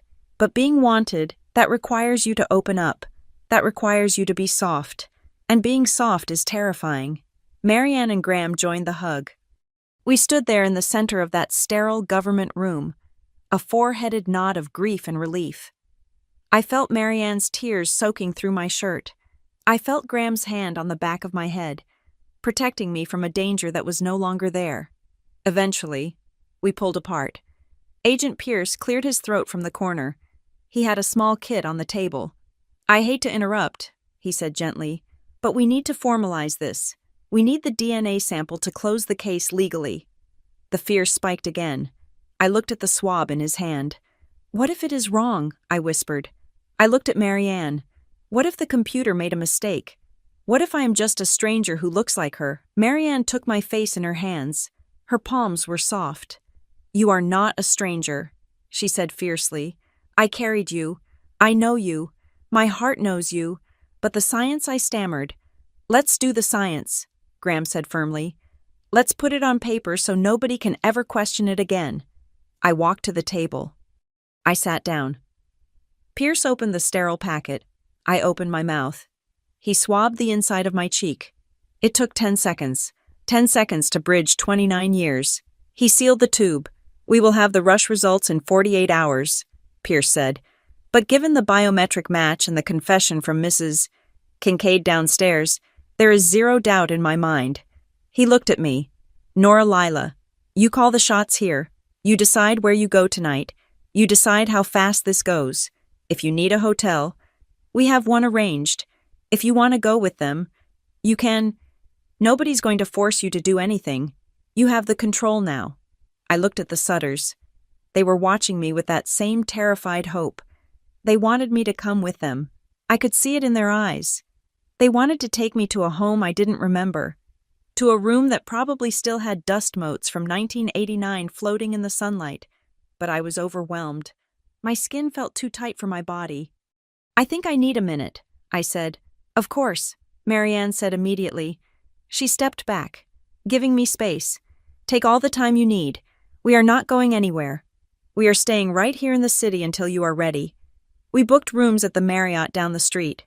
Owen said, "We can get you a room on the same floor, or a different floor, or a different hotel, whatever you want. Same floor," I said. The words came out before I could overthink them. They smiled. It was a tentative, fragile thing, but it was real. Graham reached into his pocket and pulled out a worn leather wallet. He took out a small, folded piece of paper and handed it to me. "I wrote this down the day you disappeared," he said. "I have carried it every day since. It is the address of the house, our house, your house, just in case you ever forgot." I took the paper. It was soft from years of being touched. I unfolded it. 1214 Oak Creek Lane, Columbus, Ohio. I stared at the handwriting. It was shaky, written in panic, but preserved with love. "Thank you," I whispered. I realized then that home was not a place. Darren's house had been a structure, a building with walls and a roof, but it had never been a home. Home was not about architecture. Home was the place where people did not look at you like you were a debt to be paid. Home was the place where you were allowed to exist without apologizing for the space you took up. I looked at Marianne, Graham, and Owen. They were strangers. Yes, but they were strangers who had kept a light on for me when the rest of the world had told them to turn it off. "I am going to the restroom," I said. "I just need to wash my face. Then we can go to the hotel." Marianne nodded. She looked like she wanted to hug me again, but restrained herself. "Take your time. Lila." I walked out of the room, past Agent Pierce, and down the hall to the ladies' room. I pushed the door open and leaned over the sink. I splashed cold water on my face, gasping as the shock of it hit my skin. I looked at myself in the mirror. The face looking back was the same, but the eyes were different. They were not the eyes of Nora Green, the invisible girl. They were the eyes of Lila Ray Sutter, the girl who had been found. My phone buzzed in my pocket. I pulled it out. My hands wet. I expected a spam call or maybe a notification from the weather app. It was a text from Jade. I stared at the screen. My thumb hovered over the message. I clicked it open. "Nora, you need to know. Darren is acting crazy. He is selling everything. The boat, the second car, the stocks. He is liquidating the accounts. He is packing bags, not suitcases, duffel bags. He has a gun on the table. I think he is going to run. Please be careful." The warmth of the reunion in the other room evaporated instantly. The cold dread that had lived in my gut for 12 years came rushing back, freezing the water on my face. Darren was not just an accountant. He was a calculator. And he had realized that the equation had shifted. He knew Beth was gone. He knew I had triggered the flag. He was cashing out. I gripped the phone until my knuckles turned white. He was running. He was going to take the money he had likely saved by starving me, money he had made by using my stolen identity as a tax shield, and he was going to disappear. He was going to live on a beach somewhere while Beth went to prison, and I spent the rest of my life in therapy. No. I looked at my reflection again. The fear was there, yes. But something else was rising up behind it, something hot and sharp.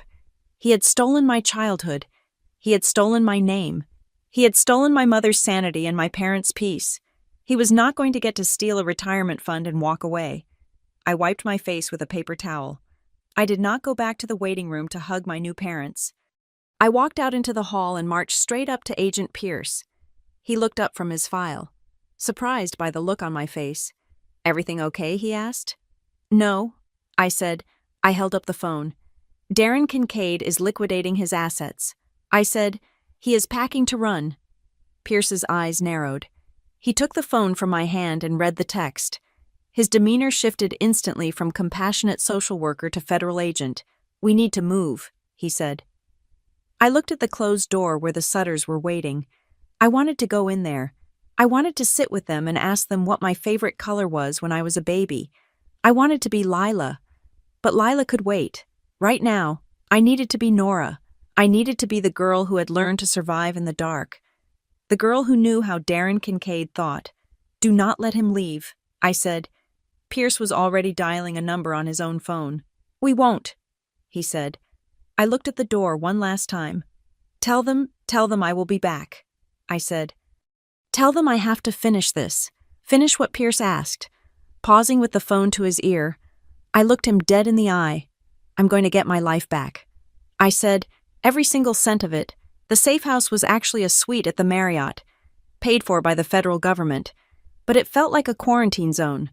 The sheets were too white, the air was too still, and the silence was heavy with the things we were all trying not to say. I sat on the edge of the king-sized bed, staring at the room service menu as if it were a bomb schematic. My phone buzzed. It was Marianne. "Lila, are you hungry? We ordered pasta. Graham says you look thin. Do you want us to bring a plate down? Or we can just leave it at the door. No pressure." I read the text 3 times. A lump formed in my throat. Hard and painful. It was such a simple question. Are you hungry? In Darren's house, hunger was a constant state of being, a leverage tool he used to negotiate my compliance. If I was good, I ate. If I was invisible, I ate. If I was inconvenient, the kitchen was closed. Now, here was a woman who had not seen me in 29 years, terrified that I might miss a single meal. It made me want to cry. But it also made me want to bolt. The kindness felt heavy. It felt like a debt I could never repay. I did not know how to be a daughter who was cherished. I only knew how to be a tenant who was tolerated. I typed back, "I am okay. Thank you." I was not okay. I was starving. But my stomach was tied in such a tight knot that I knew I would just throw it up. A soft knock came at the door. I flinched. It was not room service. It was Graham. He stood in the hallway holding a plastic bin. It was an old Rubbermaid container, cracked at the corners, filled to the brim with paper. He looked at me, his eyes red-rimmed but clear. "I wanted you to see this," he said. He did not come in. He just held the bin out. "I did not want you to think we just moved on." I took the bin. It was heavy. He nodded once, then turned and walked back toward the elevators, giving me the space I clearly needed. I carried the bin to the bed and popped the lid. The smell of old paper and dust rose up, a scent that was strangely comforting. I reached in and pulled out the first item. It was a map of Ohio. It was so worn that the folds had turned to white fuzz. It was covered in red ink. Circles, X's, arrows, dates. October 15th, check the park perimeter. October 16th, check the storm drains. November 1st, tip from a trucker, false lead. I pulled out a notebook. It was a spiral-bound ledger, the kind kids use for math class. Every line was filled with Graham's handwriting. It was a log of every phone call he had made for the first 5 years. Police departments in 3 states, private investigators, psychics, hospitals. I picked up a flyer. "Missing. Have you seen this child?" My baby face stared back at me, photocopied into high-contrast black and white. I sat there for an hour, going through the archaeology of their grief. They had not just mourned me, they had hunted for me, while I was sitting in Darren's kitchen eating cold toast, believing I was unwanted trash. Graham Sutter was wading through swamps and harassing FBI agents, refusing to let the world forget the name Lila Ray Sutter. I was not a discard. I was the center of their universe, and I had never known it. The vibration of my phone snapped me out of the trance. It was not Marianne this time. It was Jade. "I am outside. Rear parking lot. Blue Honda. Hurry." The transition from the warm, tragic past to the cold, dangerous present was jarring. I shoved the papers back into the bin and grabbed my coat. I told the agent stationed in the hallway that I needed fresh air. He tried to follow, but I told him I just needed 5 minutes alone in the parking lot to smoke. I did not smoke, but it was an excuse men usually respected. The night air was biting. I found the blue Honda tucked in the back corner, near the dumpster. Jade was behind the wheel, wearing a hoodie pulled low over her face. I opened the passenger door and slid in. The car smelled of fast food and fear. Jade looked at me. She looked terrible. Her eyes were shadowed, and her lip was chewed raw. "You look like her," she whispered. "The baby in the photo. I am her," I said. Jade gripped the steering wheel. "I am sorry." Nora. I mean Lila. I am so sorry. I did not know. I swear to God. I thought you were just. I thought Mom had an affair or something. I never thought focus. Jade. I cut her off. I did not have the energy to soothe her guilt. Tell me about Darren. She took a shaky breath. He is clearing the house, she said. He hired a service to shred documents. A truck came this morning. He is burning things in the backyard fire pit. He thinks I am at school, but I skipped. I watched him from the neighbor's yard. What is he selling? I asked. Everything liquid, she said. He cashed out his retirement accounts yesterday. He paid the penalty fees just to get the money instantly. He sold the boat to a guy on Craigslist for half its value, cash only, and he is transferring the titles of the cars. She reached into her backpack and pulled out a crumpled piece of paper. I found this in the trash before he burned it, she said. It is a receipt from a storage unit in Nevada. He paid it up for 10 years. Cash. I took the paper. The date was from 2 days ago, but that is not the worst part, Jade said. She turned to me, her eyes wide with a horrific realization. I heard him on the phone. He was talking to his lawyer, or maybe his broker. He was angry. He was shouting. What did he say? I asked. He said, I am not losing the asset. That file brought in steady income for 15 years. If the girl talks, I lose the leverage. The air in the car seemed to drop 20 degrees. The file. I repeated, income. Jade nodded. He wasn't talking about you like a person, Nora. He was talking about you like an investment property that had just caught fire. I looked out the window at the dark parking lot.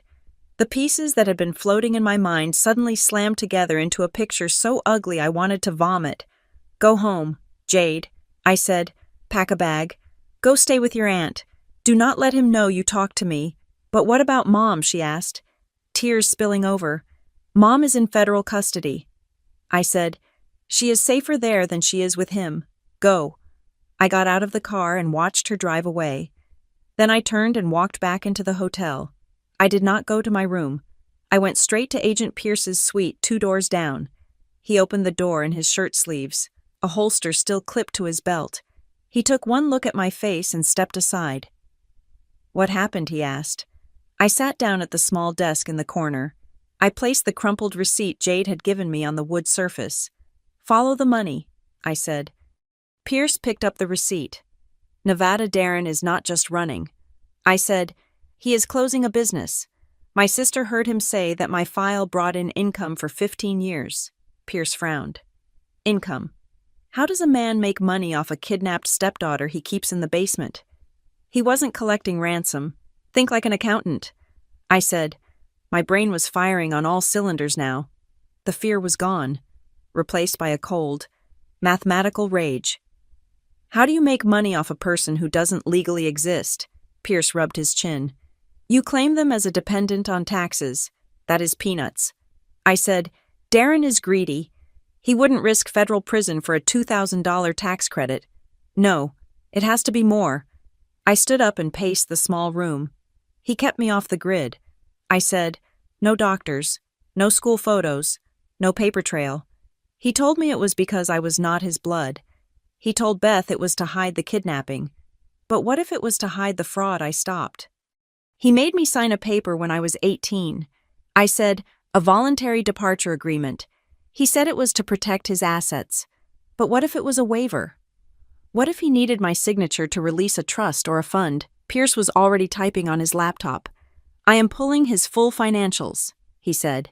Not just the surface tax returns. I am going deep. We are looking at shell companies, charitable trusts, offshore holdings. He hit a key and looked up at me. If he was monetizing your existence, Nora, this changes everything. This goes from kidnapping to human trafficking. It goes from a state crime to a federal RICO case. Dig. I said, find it, while Pierce worked. I went back to my room. The bin of memories was still on the bed. I needed to ground myself.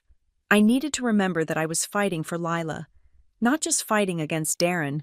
I picked up the bin again. At the bottom, under the maps and the flyers, was a small cassette tape. It was labeled Lila's Lullabies, 1989. There was an old cassette player on the nightstand. Graham must have brought it. I put the tape in and pressed play. The sound was hiss and crackle at first. Then, a woman's voice cut through. It was young, bright, and full of laughter. Marianne. Okay, Lila, listen to Mommy. Sing with me. And then she began to hum. It was a simple melody. Slow, rhythmic, rocking, lavender's blue, dilly, dilly, lavender's green. I froze. My blood ran cold. I knew that song. I knew every note of it. I knew the exact intake of breath between the verses. But I didn't remember Marianne singing it. I remembered Beth singing it. I remembered lying in a feverish haze when I was 6, my head pounding, and Beth sitting on the edge of my bed, stroking my hair and humming that exact tune. It was the one tender thing she had ever given me. It was the one memory I had held on to when I tried to convince myself she loved me. She stole the song. I whispered. I stared at the spinning tape wheels. Beth hadn't just stolen a baby. She had stolen the mothering. She had taken the song Marianne sang to me in the park, and she had co-opted it, using it to soothe the child she had kidnapped. She had built her bond with me on the wreckage of Marianne's love. It was a violation so intimate, it made me nauseous. It meant that even the few moments of comfort I had in that house were tainted. They were stolen goods. A knock at the door. It was Pierce again. He looked grim. He held a sheaf of papers in his hand. We got the DNA confirmation, he said. I looked at him, and it is a 100% match. He said, You are Lila Ray Sutter. The legal lock is shut. I nodded. I felt a strange sense of calm. The question mark that had hovered over my life for 29 years was gone. I was a sentence that ended in a period. But that is not all, Pierce said. He walked into the room and laid the papers on the bed next to the cassette player. I found the money. I looked at the spreadsheet. It was a dense grid of numbers, but one column stood out. The Lila Fund. What is this, I asked? It is a registered 501c3 charity, Pierce said. Established 1990, the stated mission is to provide resources for families of missing children. The founder and primary trustee is an entity called DK Holdings. Darren, I said. He set up a charity in the name of the child his wife kidnapped. Pierce said. His voice was laced with disgust. He solicited donations. He ran fundraisers. He collected grants. And for 20 years, he funneled 90% of that money into DK Holdings for administrative fees and consulting services. I stared at the numbers. The totals were in the hundreds of thousands. He was not just hiding me. I realized he was marketing me. He was using the tragedy of my disappearance to guilt people into giving him money, while the missing child was sleeping in his guest room eating leftovers. That is why he kept the file, Pierce said. That is why he needed you to disappear at 18. If you popped up with a valid ID, the Lila Fund would be audited. He needed you to be a ghost so the money would keep flowing. I felt a cold rage settle in my chest. It was harder than diamond. He did not just let it happen, I said. He did not just cover for Beth. No, Pierce said. He looked at me with a dark intensity. Beth was the kidnapper, but Darren was the architect. He saw a crime and he turned it into a business model. I stood up. I picked up the cassette tape and put it in my pocket. I want him. I said, We are getting a warrant. Pierce said, We will pick him up at the border. No, I said. I turned to look at the agent. Warrants take time. Lawyers make bail. He has money stashed. If he crosses state lines, he disappears. He is good at disappearing people. He did it to me for 29 years. What are you suggesting? Pierce asked. He thinks he is in control. I said, He thinks I am a scared little girl who signed a paper and ran away. He thinks he still owns me. I walked to the window and looked out at the city lights. I am going to let him think he is right. I said, I am going to make him come to me. You want to use yourself as bait? Pierce asked, his voice rising in alarm. That is against protocol. That is dangerous. It is the only way to catch him with the evidence on him. I said, If you arrest him now, he shreds the files. He claims the money was legitimate. He blames everything on Beth. But if he thinks he can buy my silence, if he thinks he can get me to sign one more paper to save his empire, I turned back to Pierce. He will bring the proof. He will bring the checkbook. and he will bring the arrogance that is going to hang him. Pierce looked at me. He saw the shift. He was not looking at a victim anymore. He was looking at a woman who had just realized that her entire life was a crime scene, and she was the lead detective. "I will talk to the director," Pierce said slowly. "But if we do this, we do it my way. Wires, snipers, total control." "Fine," I said. "Just make sure the recording is on. I want the world to hear him say it. Say what Pierce asked. I want him to say that I am not his blood." I said, "Because when he says that, he admits that he knew exactly whose blood I was all along." Pierce nodded and left the room to make the call. I sat back down on the bed. I touched the plastic of the cassette tape in my pocket. I looked at the map with the red lines. Lavender's blue, Dilly, Dilly. I hummed the tune. It sounded different now. It didn't sound like a lullaby. It sounded like a war drum. Darren Kincaid had spent 29 years erasing Lila Ray Sutter. He was about to find out that she was the one thing he couldn't delete. Revenge, I learned that morning, is not about passion. It is not about screaming in the rain or slashing tires in a dark parking lot. Revenge is paperwork. Revenge is a forensic audit. Revenge is a team of people in suits sitting around a mahogany table, deciding exactly how to dismantle a man's life piece by piece until there is nothing left but a prison number. I sat in the office of Elena Russo, a civil litigation attorney who had been recommended by the victim advocacy group working with Agent Pierce. The room smelled of expensive coffee and old leather. On one side of me sat Rowan Pierce, representing the criminal investigation. On the other was Graham Sutter, my father, who had insisted on funding the best legal counsel money could buy. I do not want him to just go to jail. I told Elena, jail gives him 3 meals a day. Jail gives him a bed. I want him to lose everything he built on my back. I want him to walk into that cell with 0 assets to his name. Elena nodded. She was a woman who looked like she sharpened her eyeliner with a scalpel. "We are looking at a pincer movement," she said, using a red pen to draw lines on a legal pad. "Agent Pierce handles the criminal side, kidnapping, custodial interference, wire fraud. I handle the civil side, intentional infliction of emotional distress, fraud, conversion of assets, unjust enrichment. We will freeze his accounts before he can buy a plane ticket. We will attach liens to every property he owns. By the time the criminal trial starts, he will be relying on a public defender because he won't be able to afford a parking meter." It felt good. It felt cold and solid, like a stone in my hand. For years, Darren had used bureaucracy to erase me. Now, I was going to use it to bury him.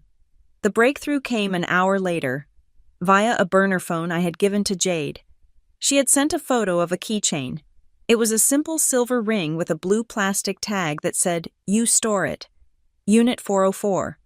I found this taped under the drawer of his desk. The text read, "He goes there every Tuesday night. He says it is his gym night. He hates the gym." Agent Pierce moved fast. Within 2 hours, he had a warrant signed by a federal judge. We drove to the storage facility, a bleak row of orange metal doors off Route 9. It was the kind of place people stored broken furniture and secrets they did not want to keep in the house.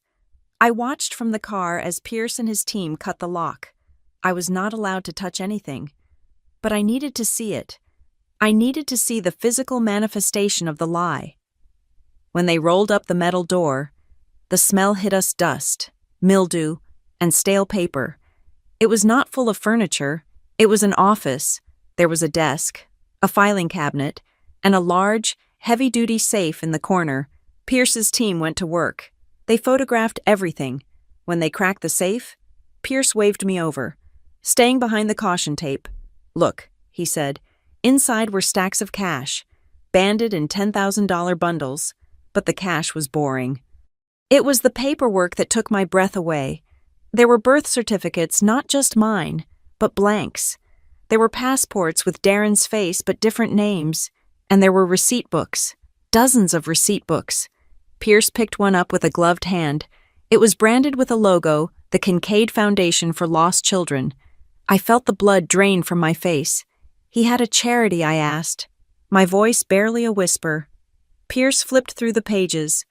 It looks like he founded it in 1991. Pierce said, "The mission statement says it provides grants to families of missing children to help with search costs." He handed the book to another agent and picked up a ledger. "But look at the payouts," Pierce said, his voice hardening. 90% of the donations went to consulting fees paid to a shell company in Delaware. And guess who owns the shell company, Darren? I said. He did not just steal me, I realized, leaning against the door frame for support. He used me as a prop. He probably told donors, "I understand your pain. I have a missing child in my family too." He used the credibility of his adopted daughter's mysterious background to gain trust. And then he pocketed the money people gave to find their own stolen babies. It was a level of depravity that made the kidnapping almost seem quaint. Kidnapping was a crime of desperation. This was a crime of pure, unadulterated greed. I had been his cash cow. Every time he looked at me across the dinner table with that cold stare, he wasn't just seeing a burden, he was calculating his quarterly earnings. The news broke that afternoon. Not the details of the fraud Pierce was keeping that sealed to build the case, but the story of the kidnapping.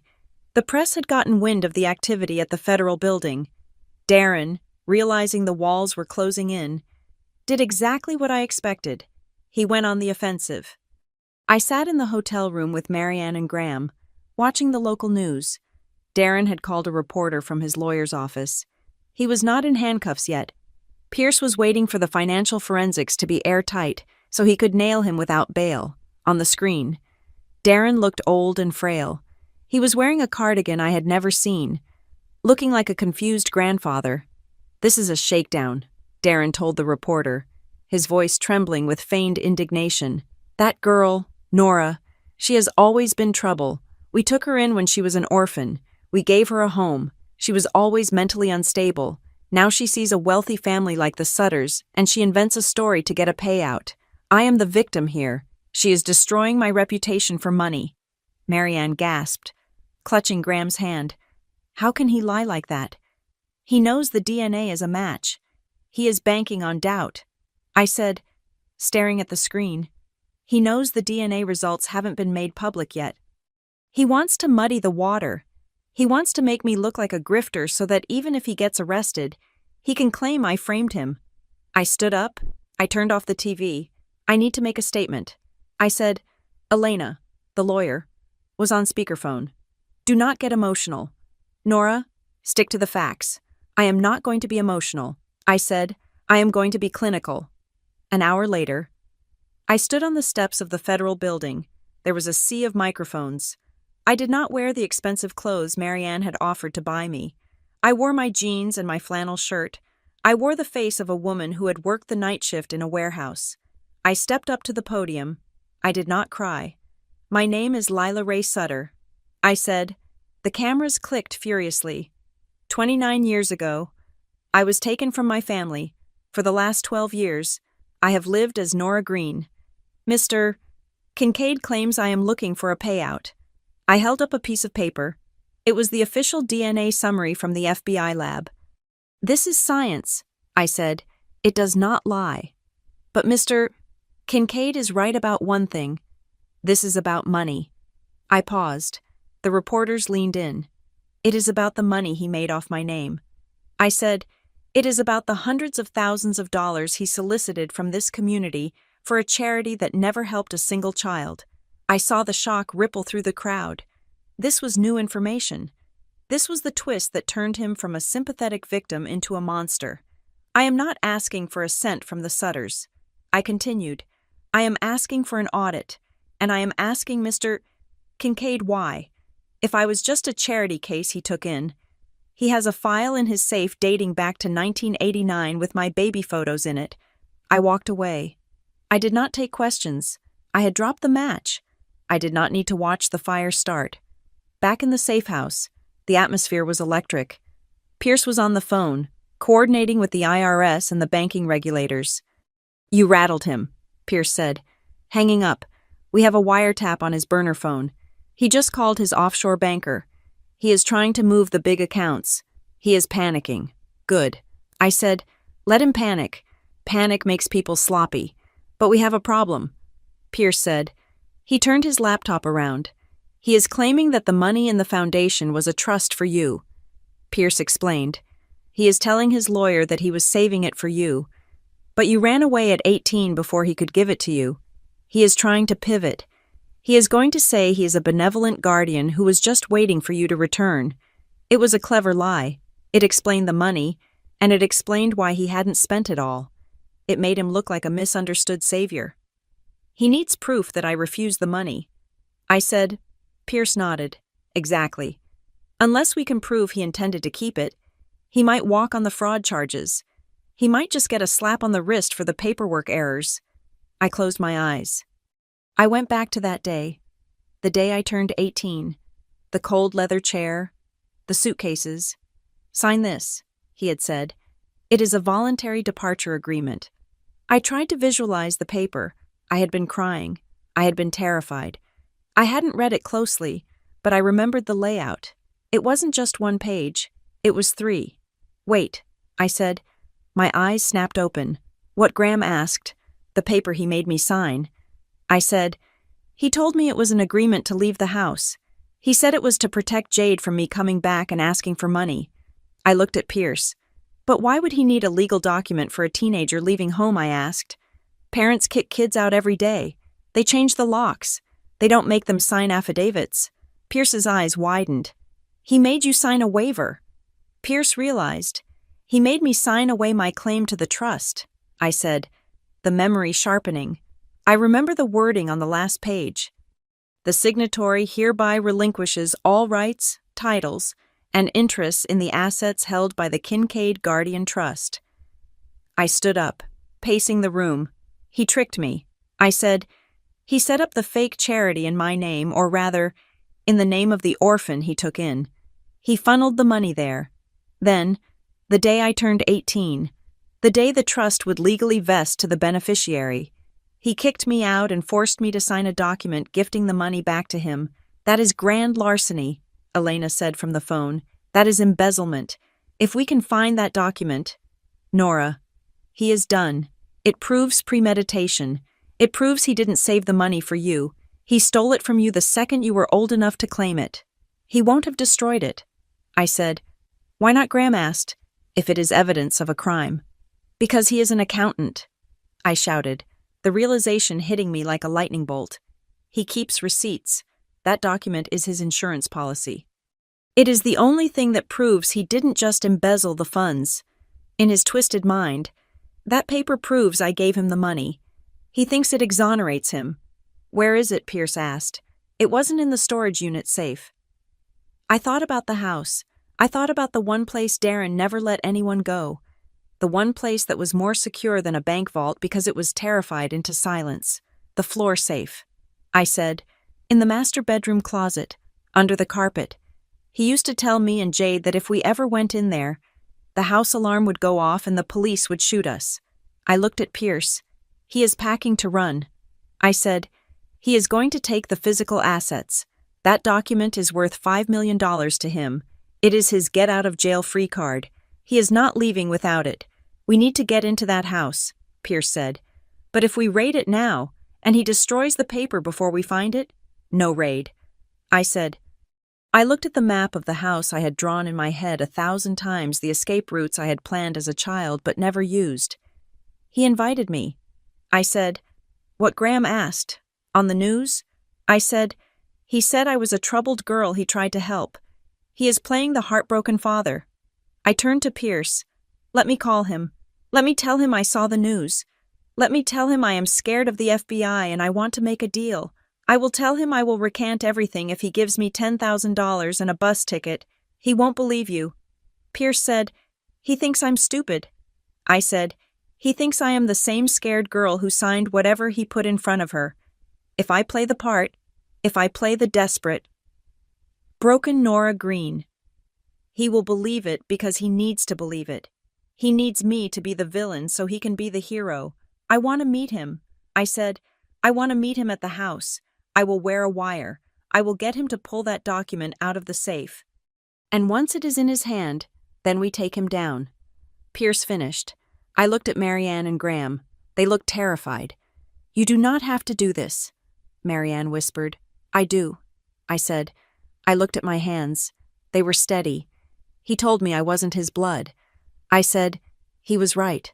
My blood is stronger than his, and tonight I am going to prove it. The conference room in Elena Russo's office was quiet enough to hear the hum of the hard drive sitting on the mahogany table. Elena, my civil attorney, sat with a posture that suggested she was about to surgically remove someone's vital organs without anesthesia. Agent Pierce stood by the window, looking at a tablet, while Graham and Marianne sat close together, holding hands like they were bracing for impact. I sat at the head of the table. I wasn't shaking anymore. The fear that had defined my life for 29 years had calcified into something harder, sharper. I was not a victim in this room. I was the CEO of my own vengeance. Elena slid a single piece of paper across the table. It was a digital scan, retrieved from the archives of the bank where Darren had kept his accounts. Do you recognize this? Nora, Elena asked. I looked at the signature at the bottom. It was shaky, looping, written with a cheap ballpoint pen. Nora Green. I signed this on my 18th birthday, I said. My voice was steady. It was the voluntary departure agreement. He told me it was just a liability waiver so I couldn't sue him for kicking me out. Elena shook her head slowly. It is titled a voluntary departure and relinquishment of assets, she corrected. But look at paragraph 4. I read the dense legal jargon. The undersigned beneficiary hereby waives all claim to the custodial account ending in 442. Transferring full executory control to the trustee, Darren Kincaid, in exchange for the dissolution of household debts. I looked up. Household debts. He charged you for living there, Elena said, her voice dripping with professional disgust. In his internal ledgers, he assigned a daily value to your room, your food, even your electricity usage. By the time you turned 18, he calculated that you owed him $40,000.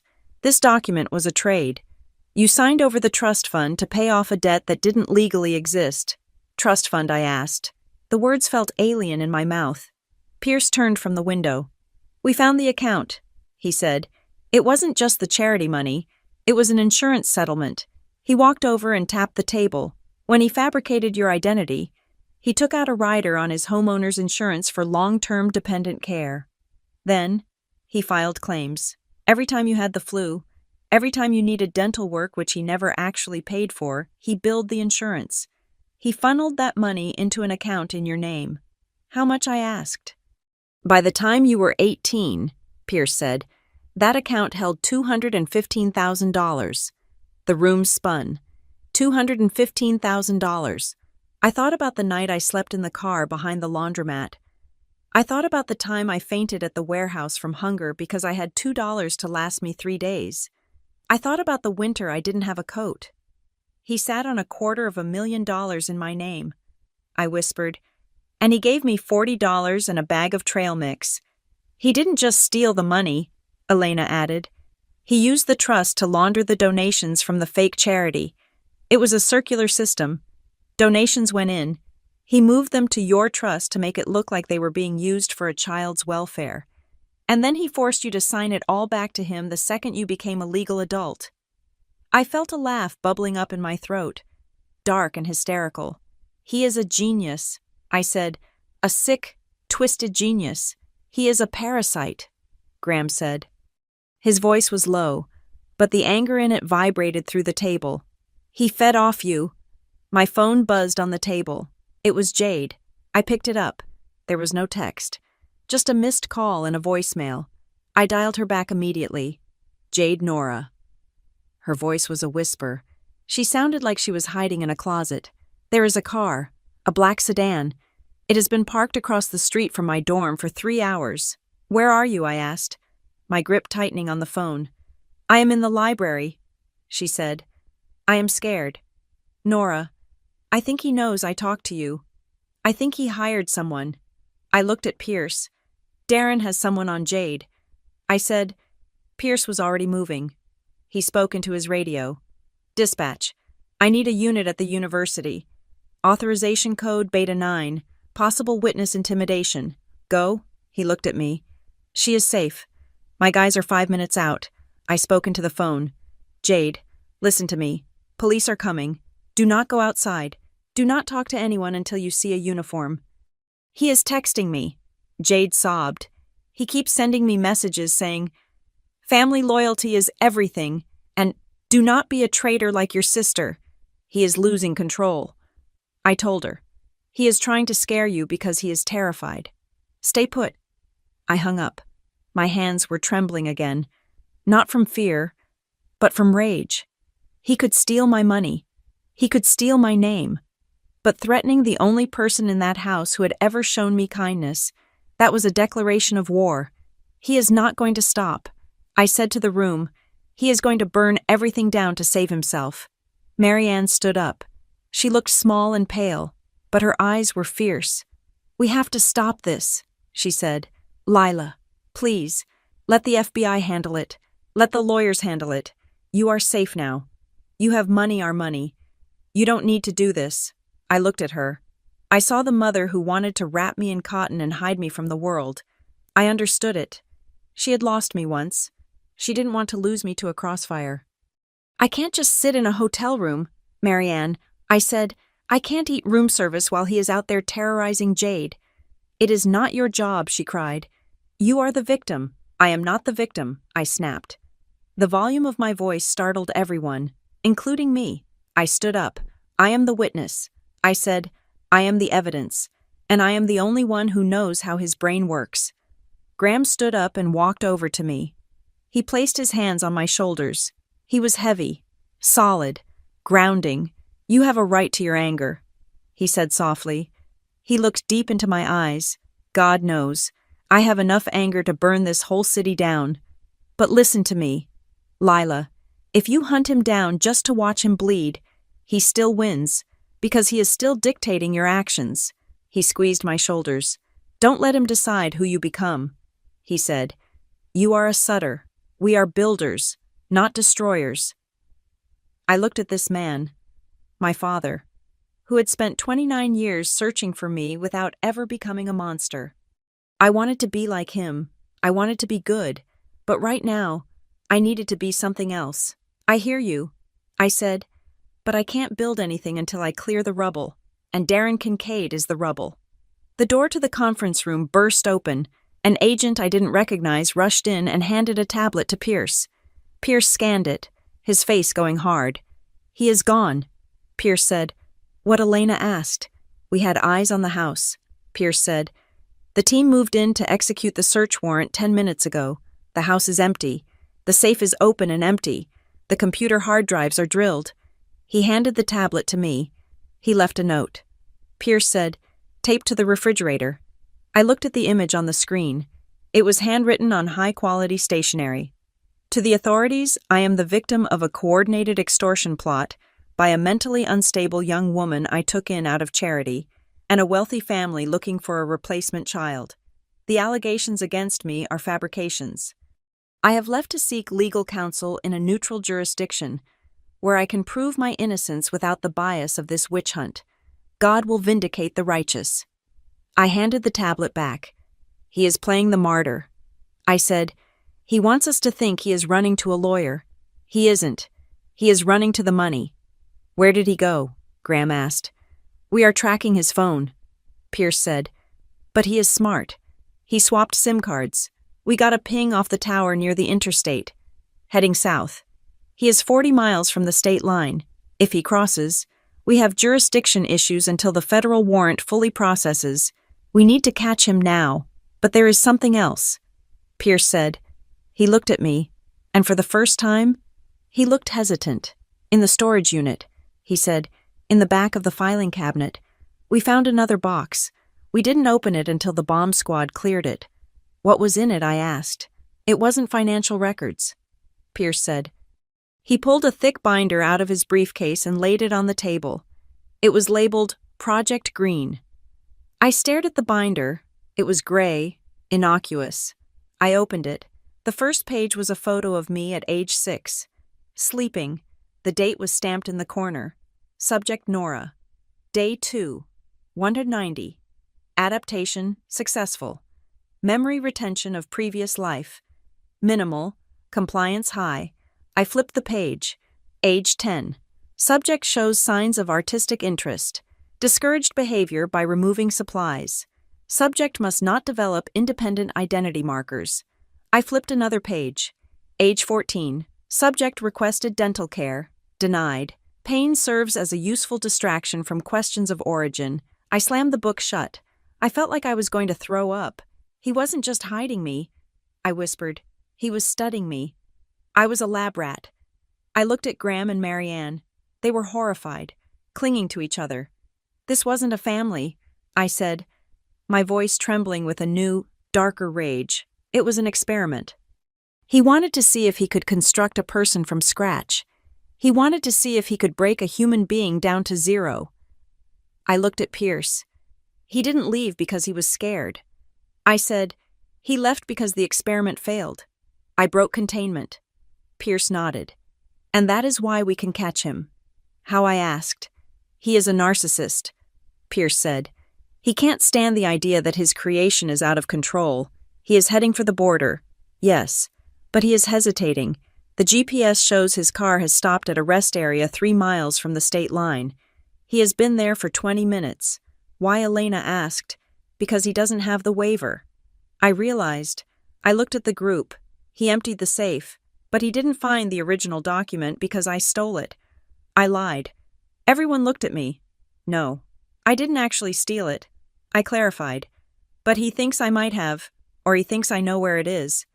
He knows that without that original wet signature document, the offshore banks won't release the full $5 million.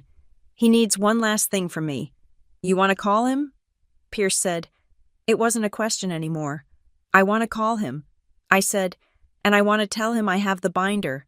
I want to tell him I have the proof of his experiment, and I want to tell him I will trade it for the truth. It is a trap, Graham said. For you. He will kill you. Lila. He won't kill me, I said. To him. I am not a person. I am an asset. You don't destroy an asset until you have extracted all the value. I turned to Pierce. Wire me up, I said. Get your snipers ready. I am going to bring him back. Pierce looked at the binder, then at me. He saw the cold determination in my eyes. He knew he couldn't stop me. We do this my way. Pierce said, You stay in the car. We have a drone overhead. If he makes one move toward a weapon, we take him out. I nodded. I pulled out my phone. My thumb hovered over the number I had deleted 12 years ago but never forgotten. Dad. I deleted the contact name and typed in the architect. I pressed call. It rang once, twice. Hello? Nora? His voice was calm, smooth, unbothered. It was the voice of the man who had ordered me to leave his house with 2 suitcases. Hello? Darren, I said. I hear you are telling stories on television, he said. Very dramatic. You always did have an active imagination, and you always had a bad habit of keeping notes. I said. There was a silence on the line. A sharp, distinct silence. I am holding a gray binder. I said. Project Green. It makes for very interesting reading. Subject compliance high. The silence stretched. I could hear his breathing. It was ragged. What do you want? He asked. The mask was slipping. The calm was cracking. I want to make a deal. I said, I am tired. Darren, I am tired of the FBI. I am tired of the Sutters crying on me. I just want to go away.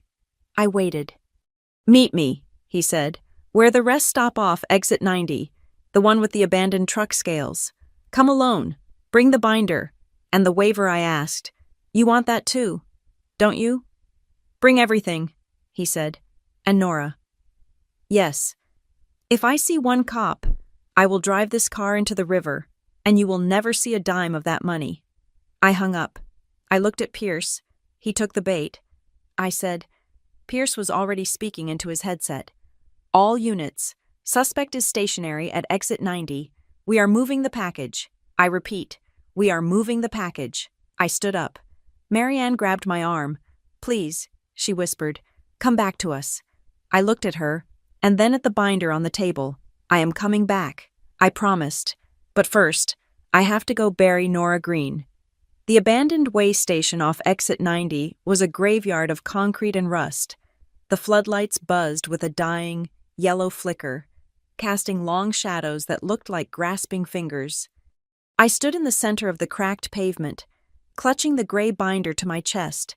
Under my flannel shirt, the wire taped to my sternum felt hot and itchy, a constant reminder that I was the bait in a trap I had set myself.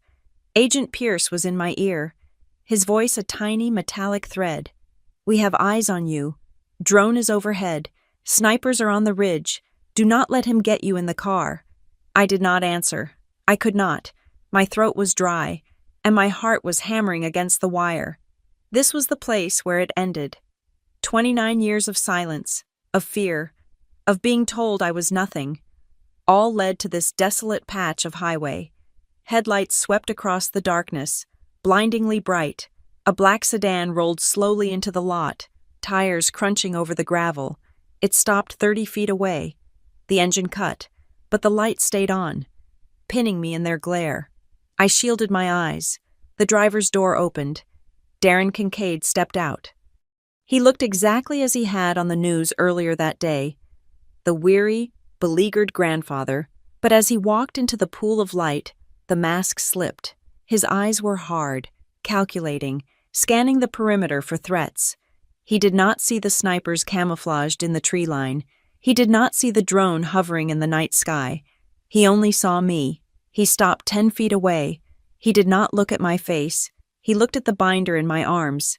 "Give it to me," he said. His voice was not angry. It was bored. It was the voice he used when he asked for the tax returns. I tightened my grip on the binder. "You look tired." "Darren," I said, "running must be expensive." He sneered, a quick, ugly curling of his lip. "I am not running. Nora, I am relocating. There is a difference. Now, give me the property. You have caused enough damage with your little tantrums." I took a step back. "Why did you keep it?" I asked. I held the binder up. Project Green. Why keep a log? Why keep the photos? If I was just a burden, if I was just a stray you picked up to shut your wife up, why document every day of my life? Darren sighed.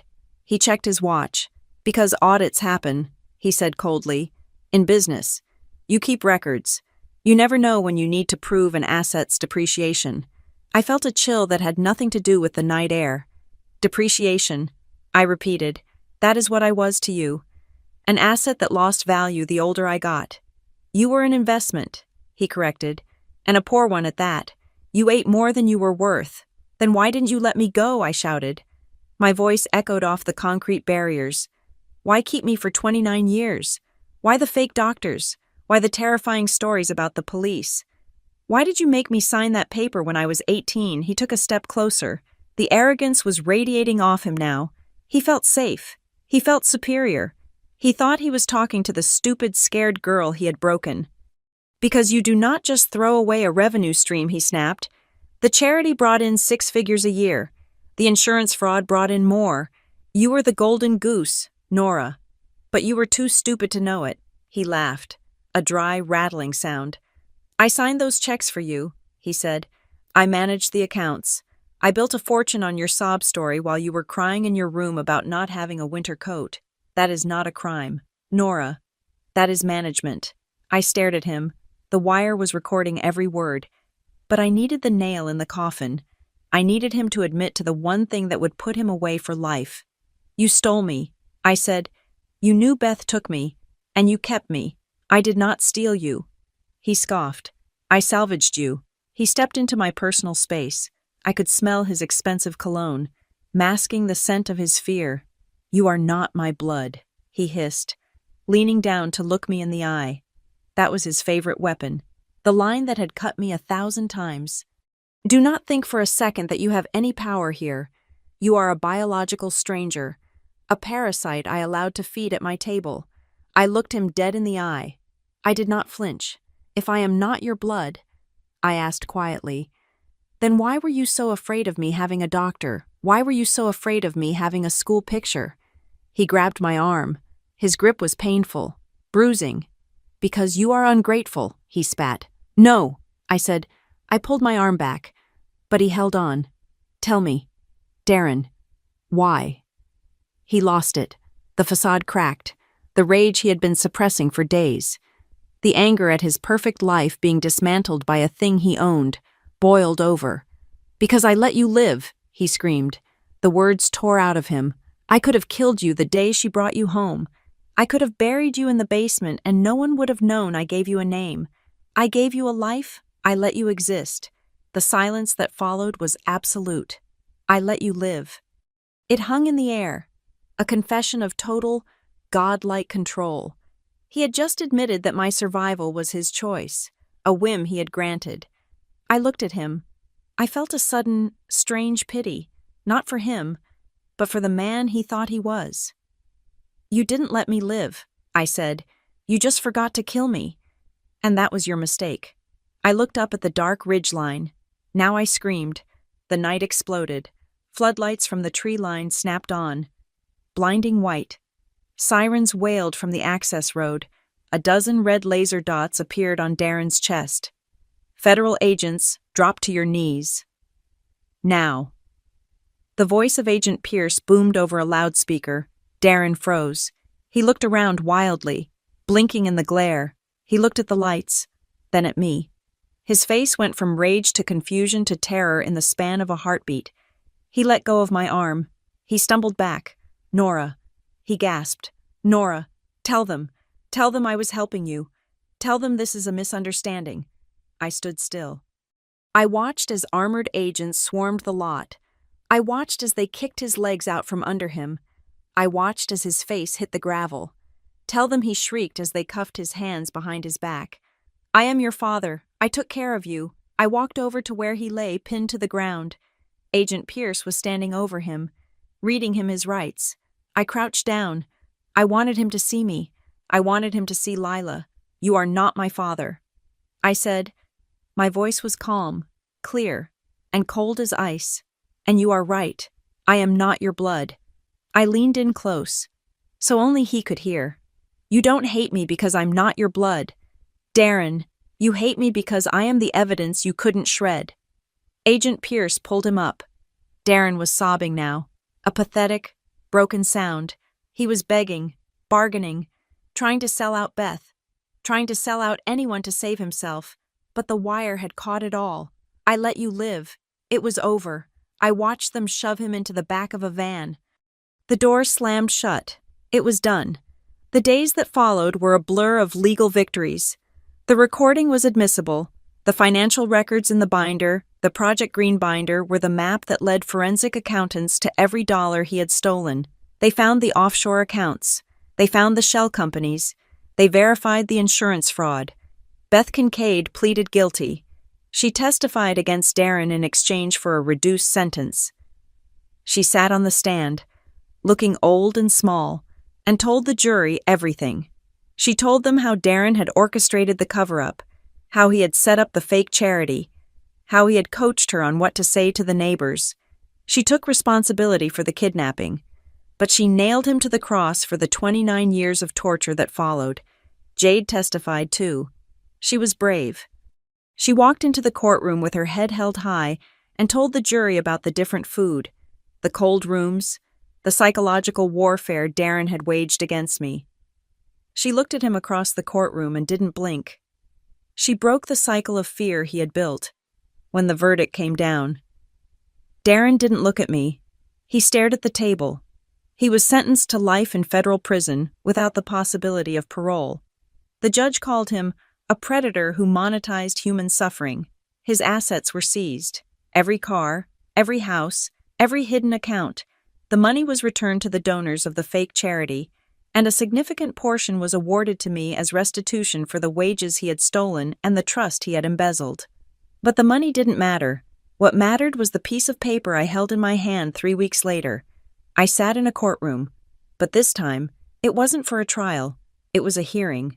Marianne and Graham sat behind me. Owen was on my right. The judge looked at the petition. You wish to restore your birth identity, she asked. Yes, Your Honor. I said, you understand this will legally change your name on all federal and state documents from Nora Green to Lila Ray Sutter. I nodded, but then I paused. Actually, Your Honor, I said, I would like my legal name to be Lila Nora Sutter. The judge looked surprised. You want to keep the name Nora? I looked at Marianne. She was smiling, tears in her eyes. She understood. Nora is the one who survived. I said, Nora is the one who walked out in the snow with 2 suitcases. Nora is the one who fought back. I don't want to erase her. She got me here. The judge smiled. So ordered, she said. The gavel banged. I walked out of the courthouse into the bright sunlight. It was spring. The air smelled of wet earth and growing things. We went back to the hotel. But we were checking out. We were going home. Not to a safe house. To Columbus. To the house with the oak tree in the front yard. I sat on the sofa in the suite, packing the last of my things. The gray binder was in the trash. I didn't need it anymore. Graham came over and sat next to me. Ready? He asked. I zipped up my bag. It was a new bag, expensive leather, not a trash bag or a beat-up suitcase. I am ready, I said. Owen threw an arm around my shoulder. Mom is making lasagna tonight. She says she remembers you liked cheese when you were 10 months old. We are hoping the preference held up. I laughed. It felt light. It felt easy. I love cheese, I said. My phone rang. It wasn't a number I recognized. I almost ignored it, thinking it was a reporter, but then I saw the area code. DC. I answered. Hello, Lila. It was Agent Rowan Pierce. Agent Pierce, I said, or should I say, the man who put Darren away. We did that together. He said, listen, I am calling because, well, something came up. What is it? I asked. Is Darren appealing?